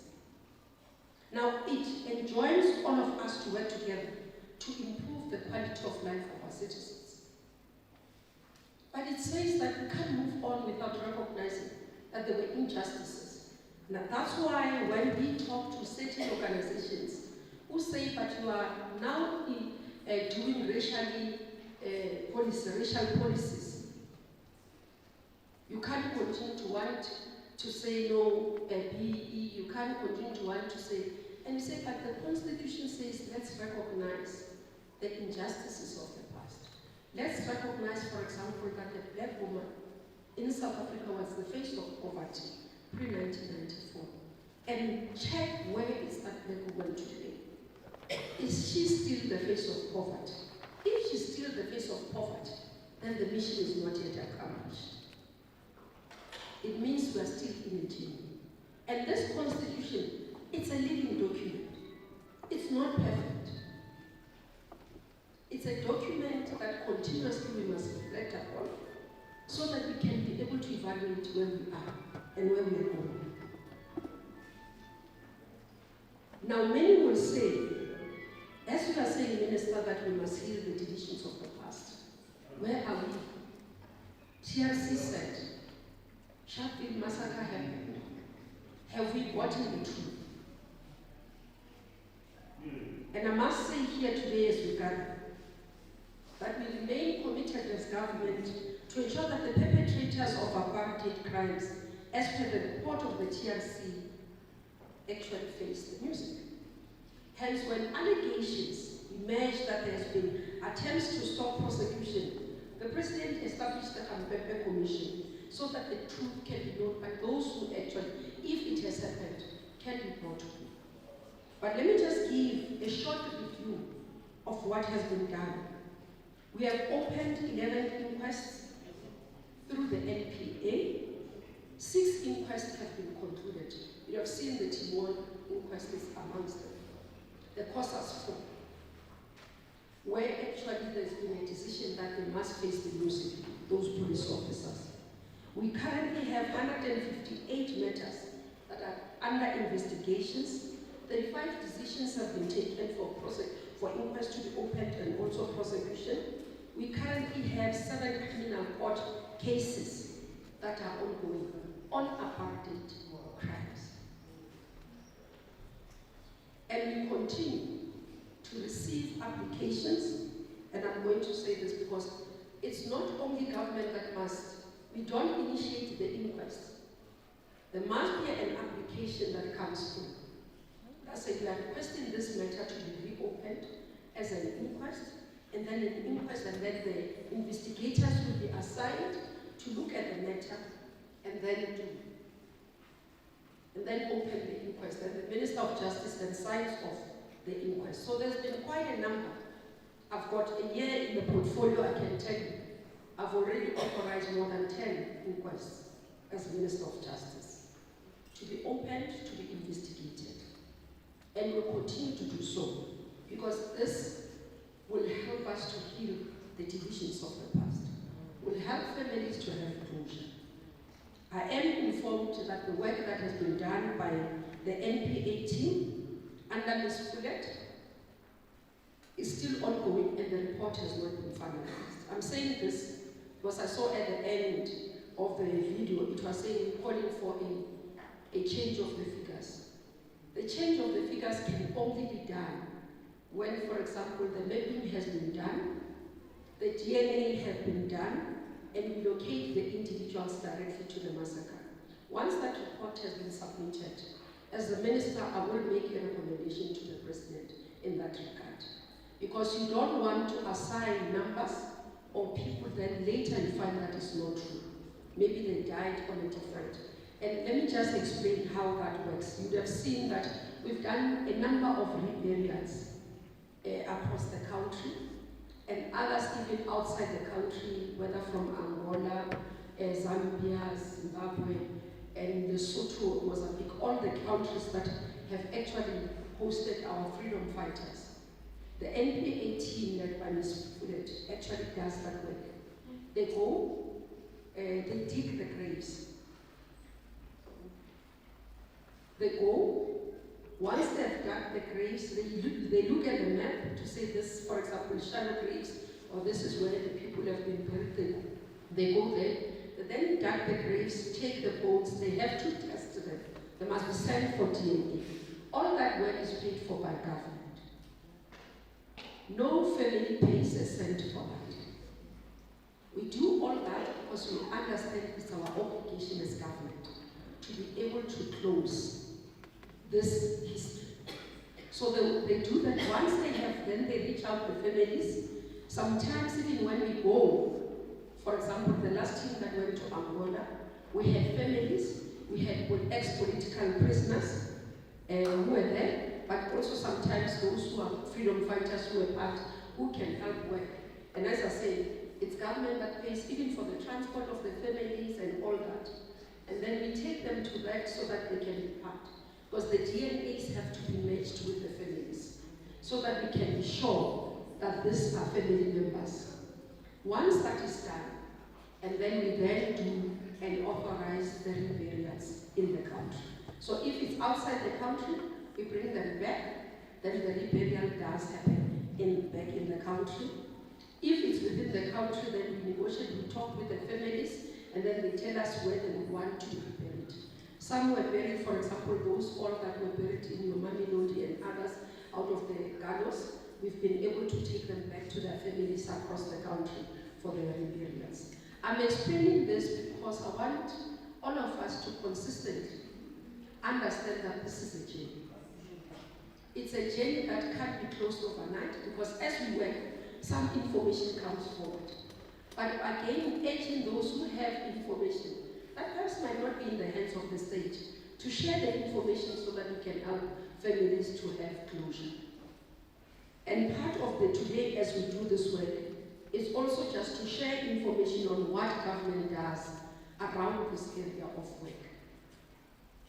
We're also doing next month in April, for example, one of the work that we'll be doing under TRC, we finalize the regulations.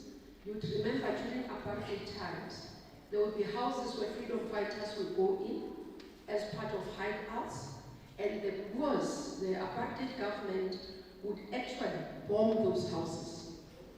Part of the TRC was that we needed to repatriate or give them compensation, those families.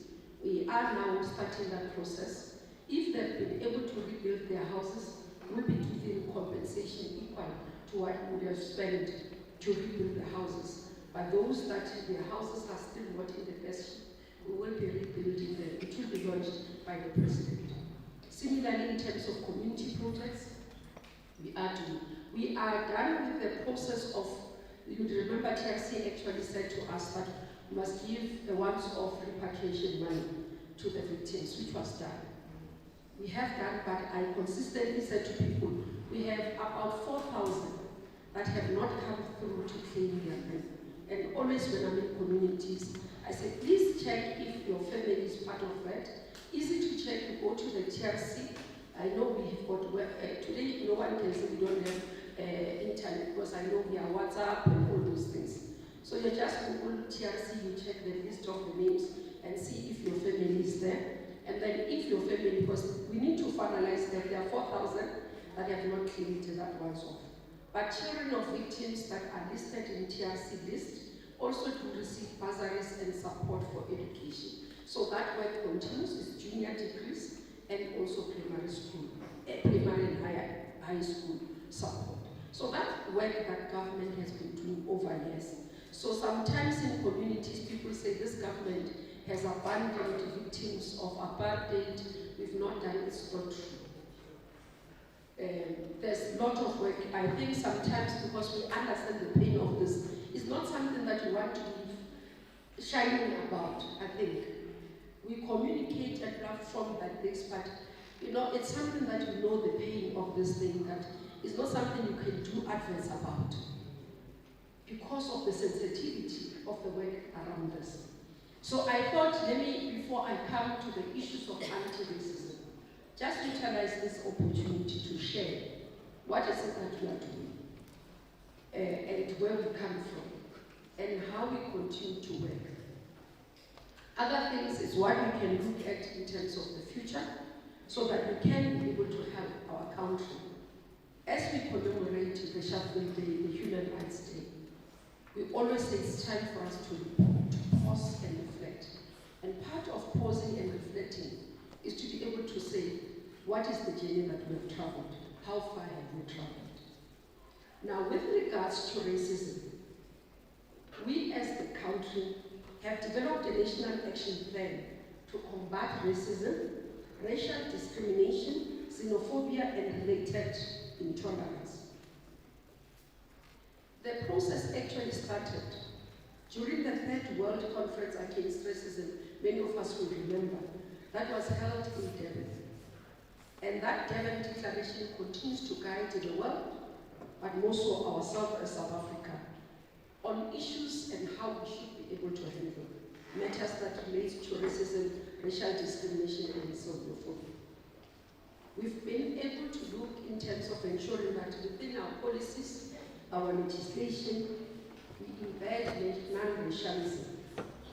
But what we've also done as a country, we've established the Equality Court. I don't know how many of us know that. And I'm saying this because when I do the assessment as minister, I find that our communities are not utilizing this courts effectively. There are reports in terms of number of cases that are coming through are very few. Equality courts are meant for us to be able to raise the areas that we are not happy about in terms of ensuring, for example, issues of non-racism or where racism and racial discriminations have happened, or any form of discrimination that has happened. So I hope we can utilize those effectively. I'm saying this because you do find that for some reason lately, those who are racist have literally become so emboldened. And you ask yourself why. Because maybe they think that 30 years down the line, we've all become equal. And I always say, a race between two people, one, the other one is 10 kilometers ahead, and the other one is behind. It's not a fair race. So when people say to us, stop the policies, I know I've been taken to court in my previous portfolios for this type of fighting, because we say transformation is embedded in our constitution. We are not saying we are replacing white people with black people, no. We are saying let's equally understand that we come from a past that put the others at the back. Now it is important that we consistently remind ourselves that this is important. Non-racialism is important. We can't go to schools and find schools that still segregate children on the basis of their race. We should never, in our communities, find, even if it's a church, that says you can't come to this church because you are not of this race. And unfortunately today, this racism are not verbalized. They are subtle. They get to be felt. We talk to young black women in professional bodies, in corporate, they're breaking. Because they are made to feel inferior. Subtle nuances that says to them, you're not competent, you are just here because of your color of your skin. You are a BE product. Those must be dealt with completely. There is no space if we are to build a successful country, a democratic country, but a prosperous nation. Those nuances must end. In our communities, we can't have even people with disabilities being looked at differently. So discrimination across is something that we must speak against. As we talk about issues of race, the colored communities have been saying to us, we feel in apartheid we're not good enough to be white. In the democratic society, we are not black enough. That can be. We have an obligation as a society to make sure that every race, every South African feel welcomed in their country of their birth. Now the department is also working in terms of the virtual data repository system, which was created to collect data, detailed statistics data on racism, racial discrimination, xenophobia, and related intolerances. And as we celebrate this week, intolerances are not good in our communities. One of the issues I always talk about is that in South Africa today, the issue of migrant workers or immigrants, it's a hot topic. Because all of us, we are saying Mabahara, which is not correct. We must speak out against illegal immigrants who commit crime. But those who are here within the bounds of the law, who are here, whether it's a visa that allows them to be here, and therefore at the time they need to leave, they will leave, it's correct. Because we are a global society. Our children are in other countries. Our business people are in other countries.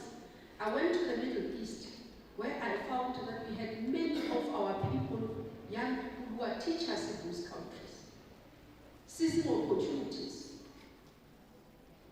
You go to Europe, you find many of them are working in the health sector. Black young women who are nurses. Now, all we must be cautious about, and this is what I always say, law enforcement agencies must help close our borders, make sure that those who are coming correctly with the papers, so that when they commit crime, we are able to find them and deport them and face the might of the law. We must not have illegal immigrants, but as a country that understands the injustices of the past, that understand discriminations, it can't be us who put a blanket approach and say, when our children, when our business people are out there in other countries, you look at companies on the continent, your South African companies that are operating, many of us who travel, our South African companies are thriving in many of these countries on the continent. One time I went to Mauritius for work, we were doing observer of elections. There was a complex I thought I was in South Africa because all the shops, your steers, your windows, your market, everything was there. And then I asked, I said, no, all the South African, we don't have local companies, especially in the restaurant space. It was South African companies. So sometimes it's this responsibility we have as leaders to educate, but to advocate, to really close the breaches and heal the divisions of our past.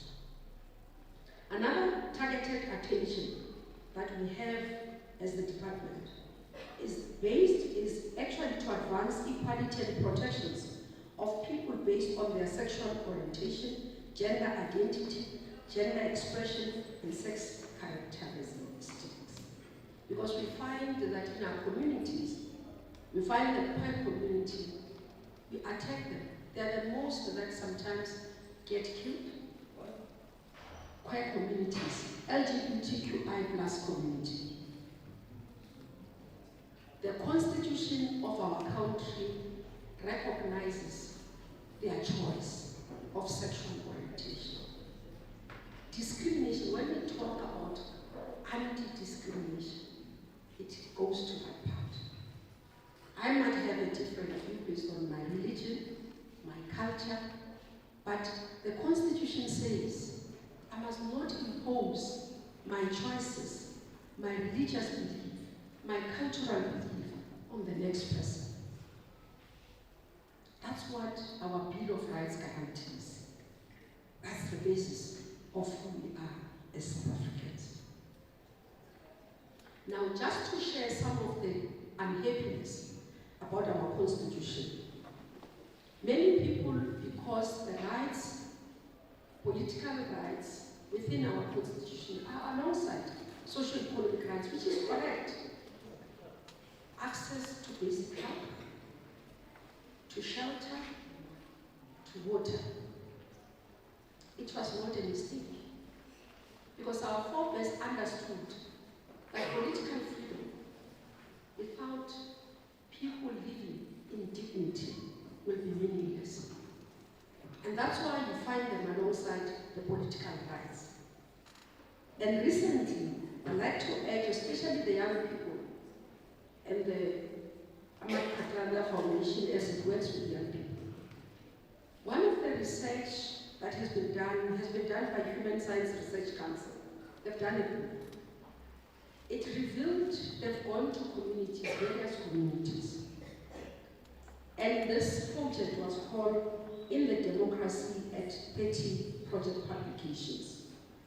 They went to various communities within the political landscape. Amberha, Makanda, Mtrekazi, Kwebe. They went to Soweto, they went to Vuwani, they went to Kanaluka, Blackfontein, across the country, all the provinces, they looked at it. They interviewed various communities and asked them, what does 30 years of our democracy mean? Communities reflected. The Koko community, for example, was reflecting that corruption was a key in denying them access to basic rights. Young people in Soweto were saying, we are here, we've gone to school, there are no employment opportunities and equal opportunities. You had other communities were talking about the opportunities of women and what it means today. So they did that project. And those were the voices from the ground, the grassroots voices, who actually even reflected on what needs to be done. And as we reflect on 30 years of our Constitution, these voices remains relevant. Our Constitution will not be seen in terms of value when people continue to live in difficulties, when people have no access to water, when people have no access to shelter, they can't get simple tablets in our clinics, the Constitution will be meaningless. And that's why this year Cabinet took a decision that we are going to celebrate 30 years of our Constitution. Another theme, 30 years of Constitution, one nation. Reflect, renew, and recommit.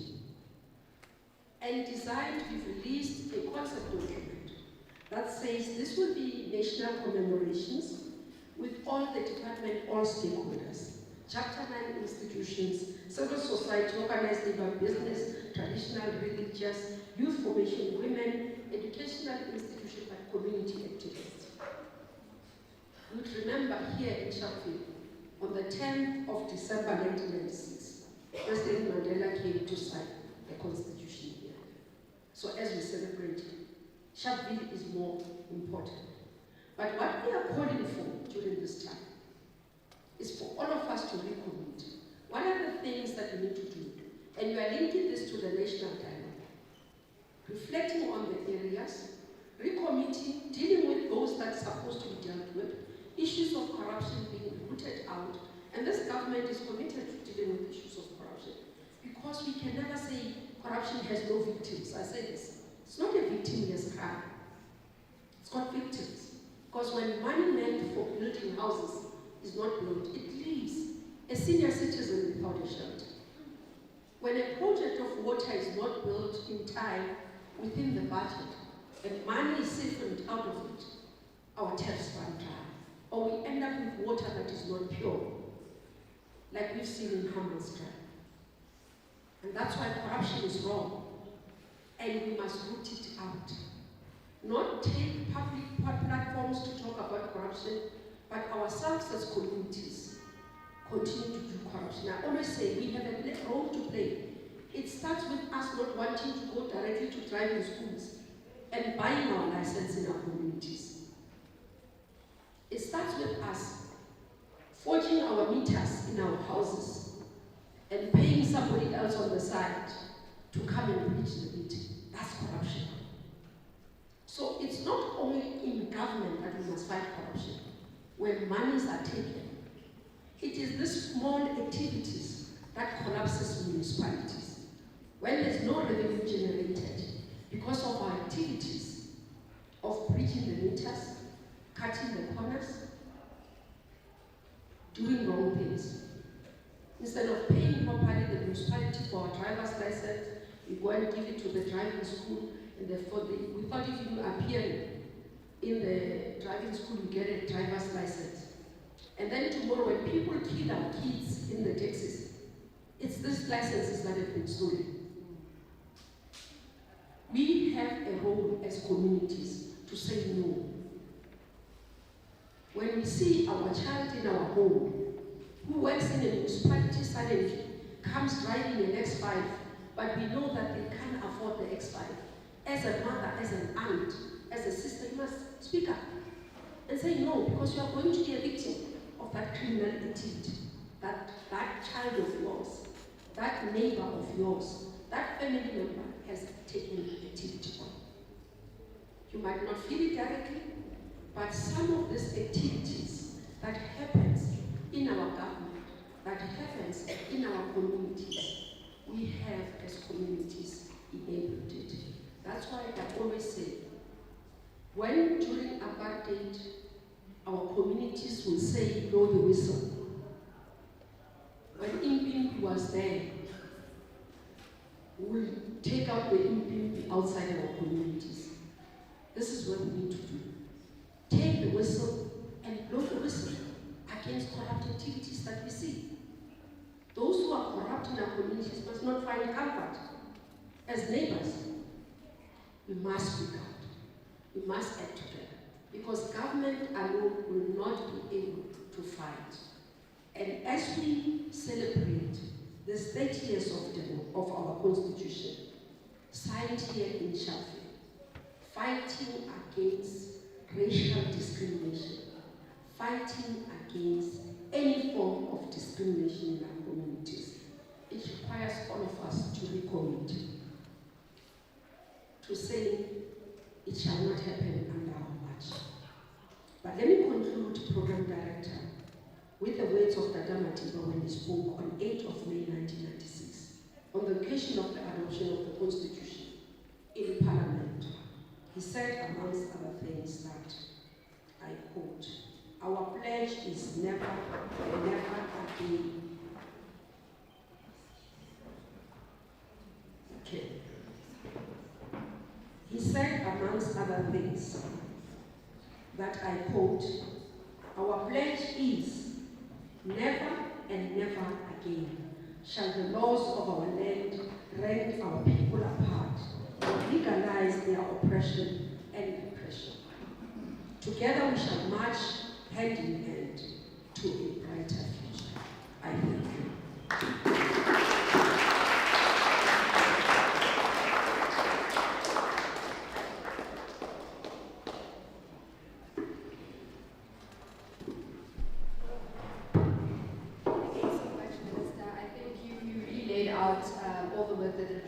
Justice does to make sure that all of these abandoned atrocities are not forgotten, but the ongoing work when it comes to the equality courts, to the implementation of our national action plan.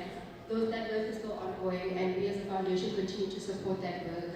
I think I want to pick up on something you said about our process of reconciliation is a journey. It continues to be a journey, and when we come here and we meet at Sharpeville, what we're asking is that people jump into that ship with us, a ship that says South Africa's on this journey. We have not reached it, but we're all working towards reaching the ideals of our constitution. So thank you so much. I am going to call on a great friend of the foundation, but also someone who realizes that we all have a role to play. I'd like to welcome Dominique Fanika to the front to please just give us a short input. After her, we will have read out a pledge that the Department of Justice has kindly provided us with that really speaks to us recommitting, understanding that we all form part of this ship, we're all on this journey. And so after that, we will then move on to go outside and converge at the old Sharpeville police station as we take the journey and walk the steps that the people in 1960 took. Thank you so much. Please welcome Dominique Fanika.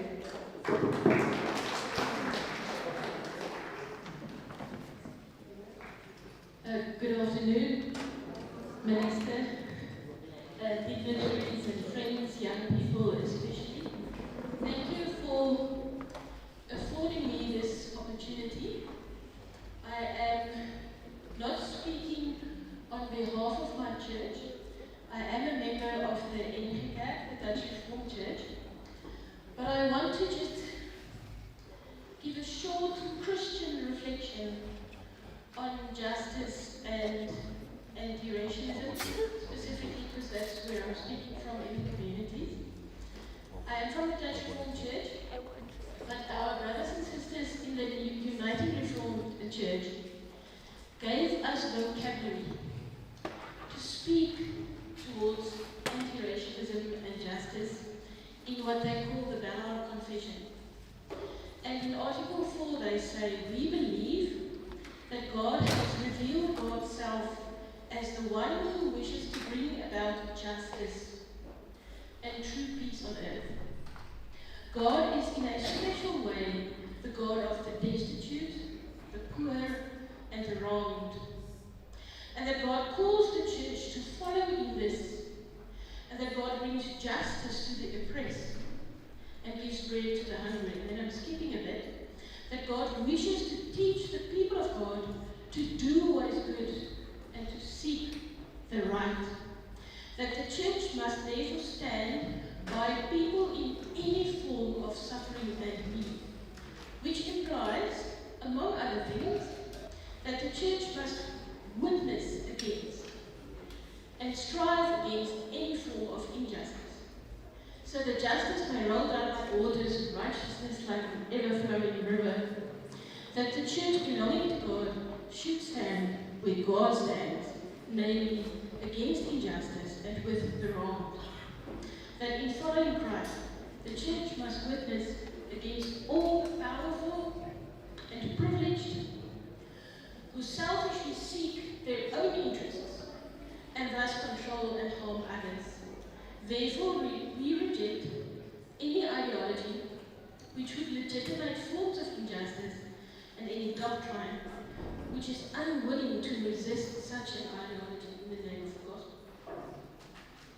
That is our vocabulary. But as a denomination, we as the Dutch Reformed Church, as the NPK, we are well aware of our own history, referred to in the documentary as well. So we try to work towards reconciliation and justice. We have several processes. Again, I'm not speaking here as a representative of my denomination, but we have several processes, not least the fact that reunification with the United Church in South Africa. We have what we call a MICA 6-8 task team for reconciliation and justice. And those of you who are Christian will know in Christian churches they like to read the 10 Commandments. But Micah 6:8 clearly states what God wants of God's followers.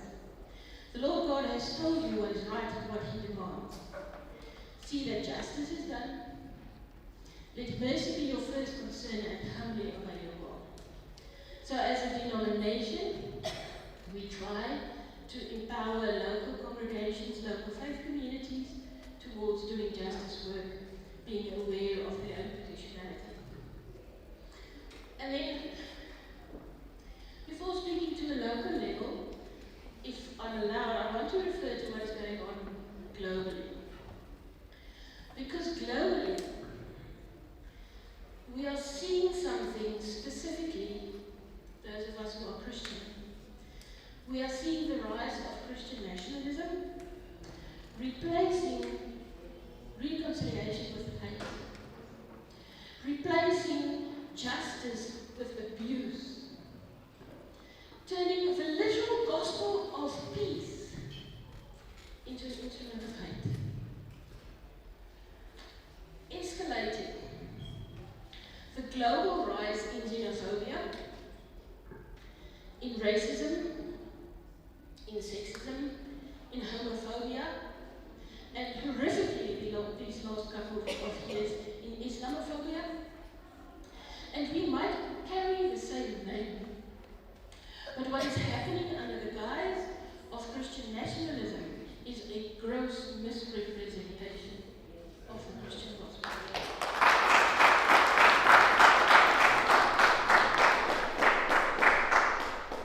So let us make it local.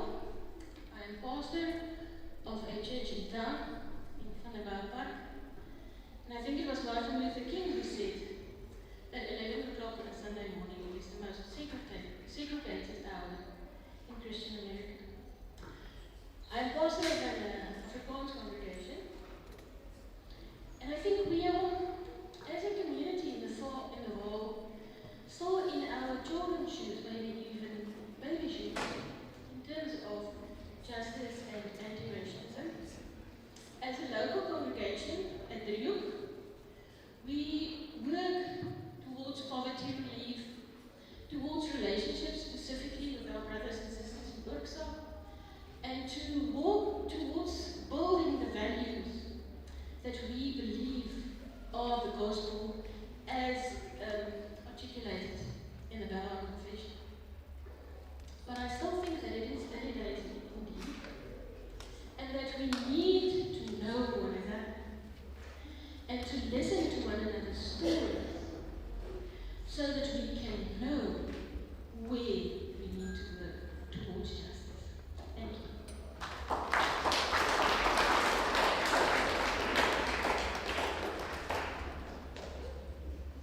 Thank you so much, Doreen van Niekerk. Thank you also for reminding us of the global challenges we're facing, the use of Christian nationalism to spew hatred, to create division. It's important that we remember that. And it's also, I'd like to touch on what you said at the end about the work of the NGK. It's important that we reach out to each other. We learn to cross the bridges, to cross the divide, and get to know people, get to know their stories. And I hope the young people that are here take the opportunity to speak to some of the older people that are here, learn from them, take their knowledge, take their wisdom, and reflect on how it is that you can contribute to our society. There are so many different ways in which we can do that, through community-based organizations, through faith-based organizations, through foundations such as the Ahmed Kathrada Foundation, and governmental departments such as the Department of Justice and Constitutional Development. So it's important that we all own our responsibility and we work towards that. Just to remind us of that once again, I'd like to welcome Advocate Supane to take us through the pledge that, to welcome Danny Fransman, Chief Director of the Social Division Directorate from the Department of Justice, to take us through the pledge. Thank you so much. If you can all stand, I think this will be a good moment also all stand. After we are done, if we can make our way, I will just give closing remarks and then we'll make our way outside. Thank you. Thank you very much. I hope I'm audible. The screen there is writing the message, which I would ask you to please recite. I think with me, as we now end today's session, which is, as we said, opening the anti-racism year. So you can see on the logo here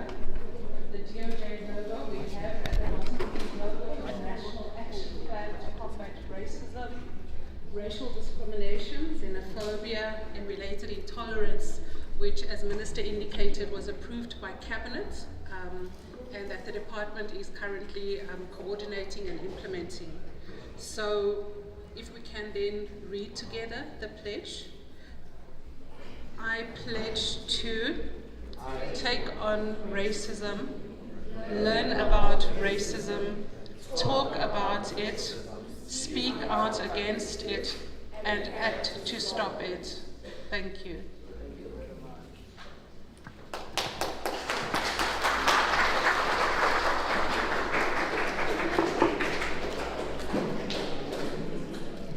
Thank you so much, Danaline. Thank you. Sorry, you can take a seat. We're about to exit shortly. I just want to take a moment to thank you all. Thank you so much for coming to join the Ahmed Kathrada Foundation today, but also a huge thank you to our partners. As I mentioned earlier, we consistently work with the Department of Justice and Constitutional Development, not only them, but the Office of the High Commissioner for Human Rights, as well as the Gauteng Provincial Office of the South African Human Rights Commission. So just to thank them, but to thank all of you for taking time out on your Sunday to join us. We will be proceeding to go outside to just have a silent march, where we will also have Menzwana, who will just give us a brief reflection there, and we will proceed on our silent march. So if we can just stand up and make our way outside. Once again, thank you so much to everyone. Travel safely.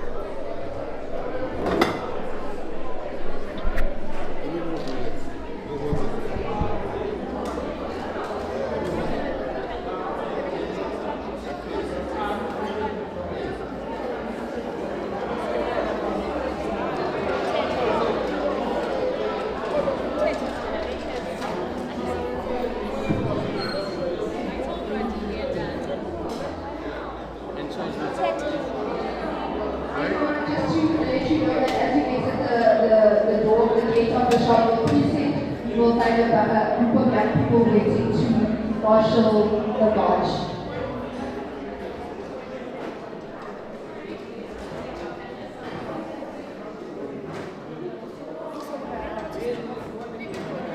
We're gonna need the slow sound. Who has it? So outside. I think this is it. Chaps, who's going to be talking?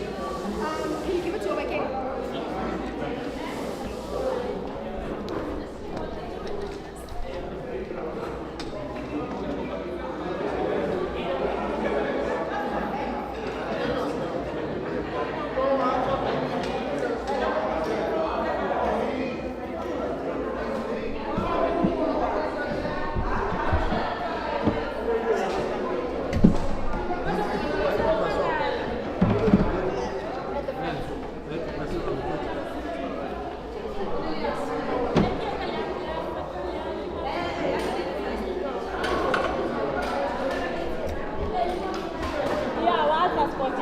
He's coming.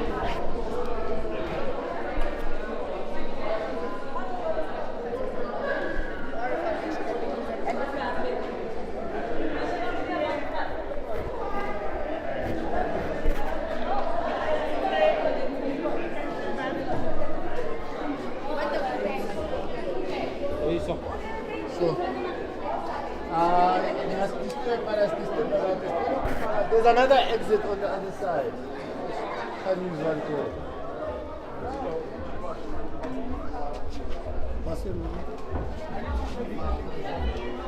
Where's the crew?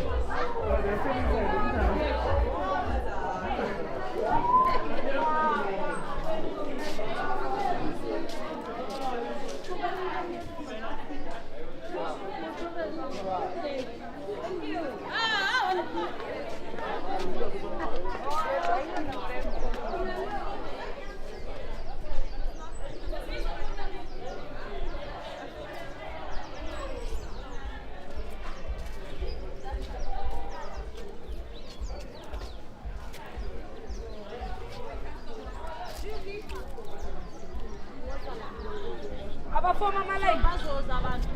Bafumana ama-line. Asibatsheleni No, kuyimanje. bafoma i-line, batafoma i-line kakhulu. Akekho manje no, you go back and remember director police station. I always late. Kumile Judy. Black.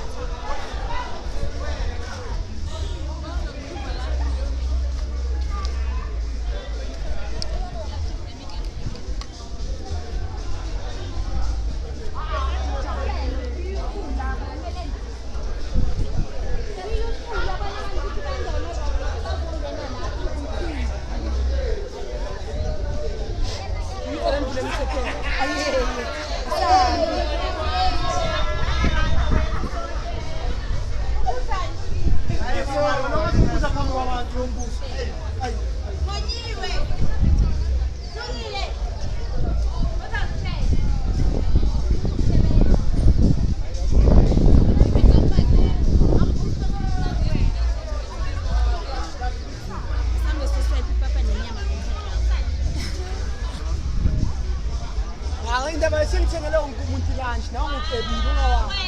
Sengithengele wonke umuntu. Sengithengele hayi sinazi ngisponsor namhlanje.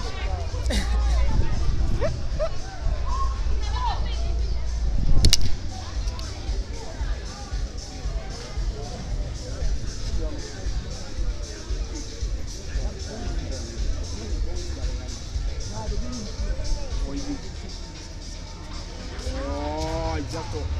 What? I can't Okay. I can cut this space out. You're still gonna edit. I have to. This is too much time.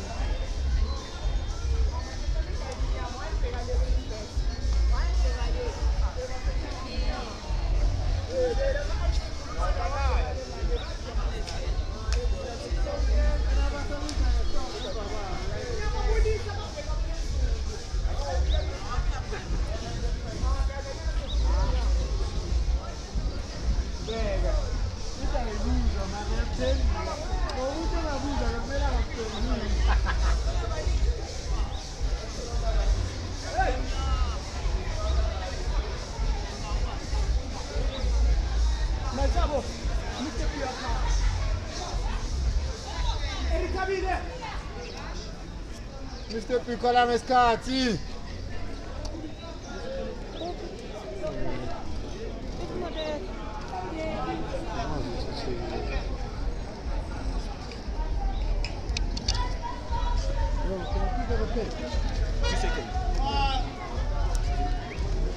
The most intelligent, weaponized person I can think of, but he's using it the wrong way. Nota. This is the nota that's always trending.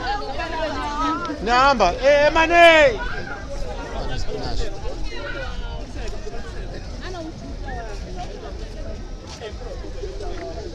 It's the guy back.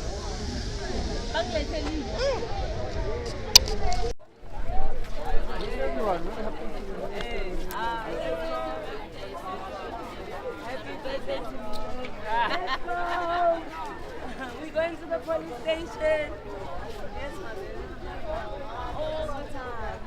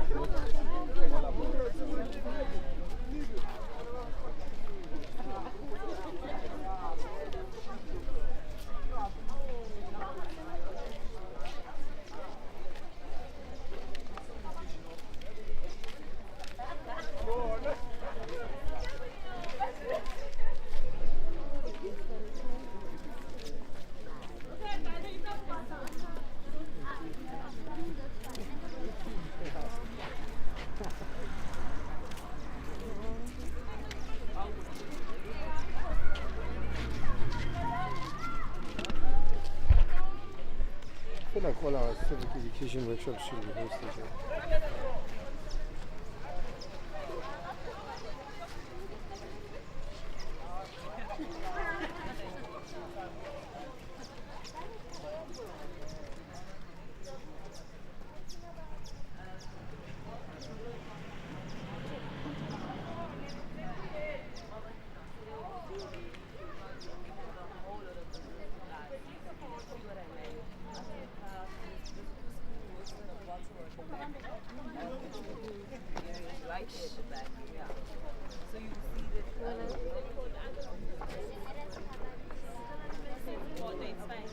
Right, everybody, can I just get your attention, please? So this is the police station, or this was the police station. And behind the fence were the police, and on this side were the people who were saying, away with the passes. We don't want to walk around with carrying these dumb passes. And at some point here, the police started shooting and people started running. And as they were running, they were still being shot. Now, you were all at the graveyard today, and many of those people are buried there. There's a wall there that says more than 69. It has got the names of more than 69 people who were killed. I don't know who's done it, I don't know how accurate it is, but you can see there are more than 69 who were killed and many, many more who were injured. But this is the police station where all of this took place. So I want you just to close your eyes. I want you to imagine you are here on the 21st of March, 1960. And you are wanting those passes to go. Just close your eyes, just imagine it. No, don't pull your face there and smile, man. Close your eyes.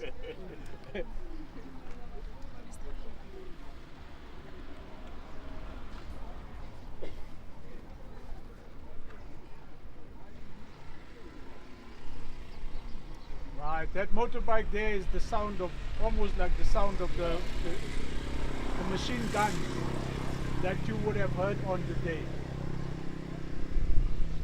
Now, in memory of the many who died, Ratabile, am I right? We are going to walk silently from here back to the precinct. Can I understand how we're doing it? How We're many? going to walk and take a stop in front of the Sharpeville Yeah, but Memorial, which is... what's the numbers of people per line? Can you just sort us out here? Marshals, please, Manitoba explained, right? Please can we get So into there will the be 4 lines, all lines with 4 marshals in front. Okay, so can the marshals please go in front and can you lead us? Can you all of you who have your posters, please walk with your posters up. Behind each marshal, 4 lines. I haven't got it. Please line up behind one of the 4 lines.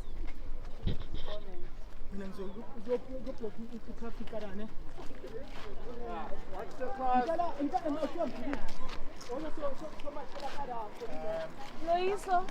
Car marshal. Have you got another car marshal?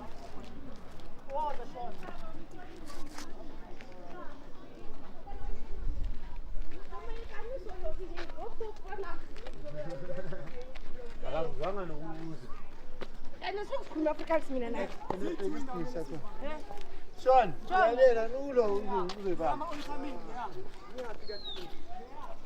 relax,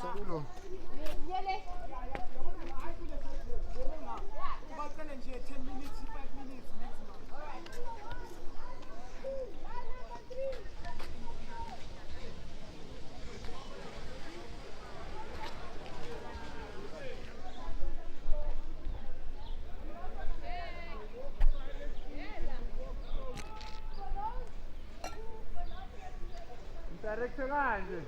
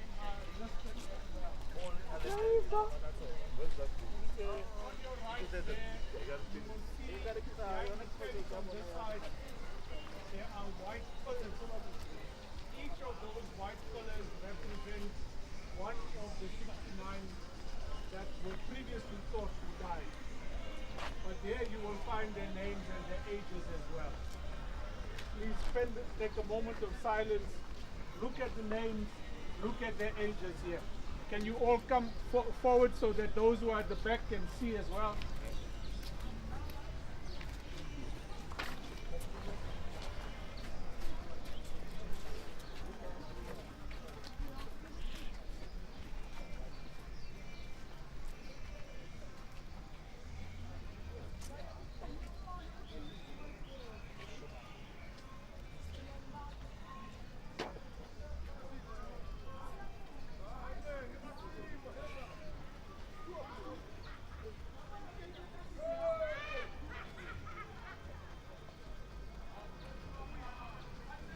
Right, the marshals, can we get back and can we move people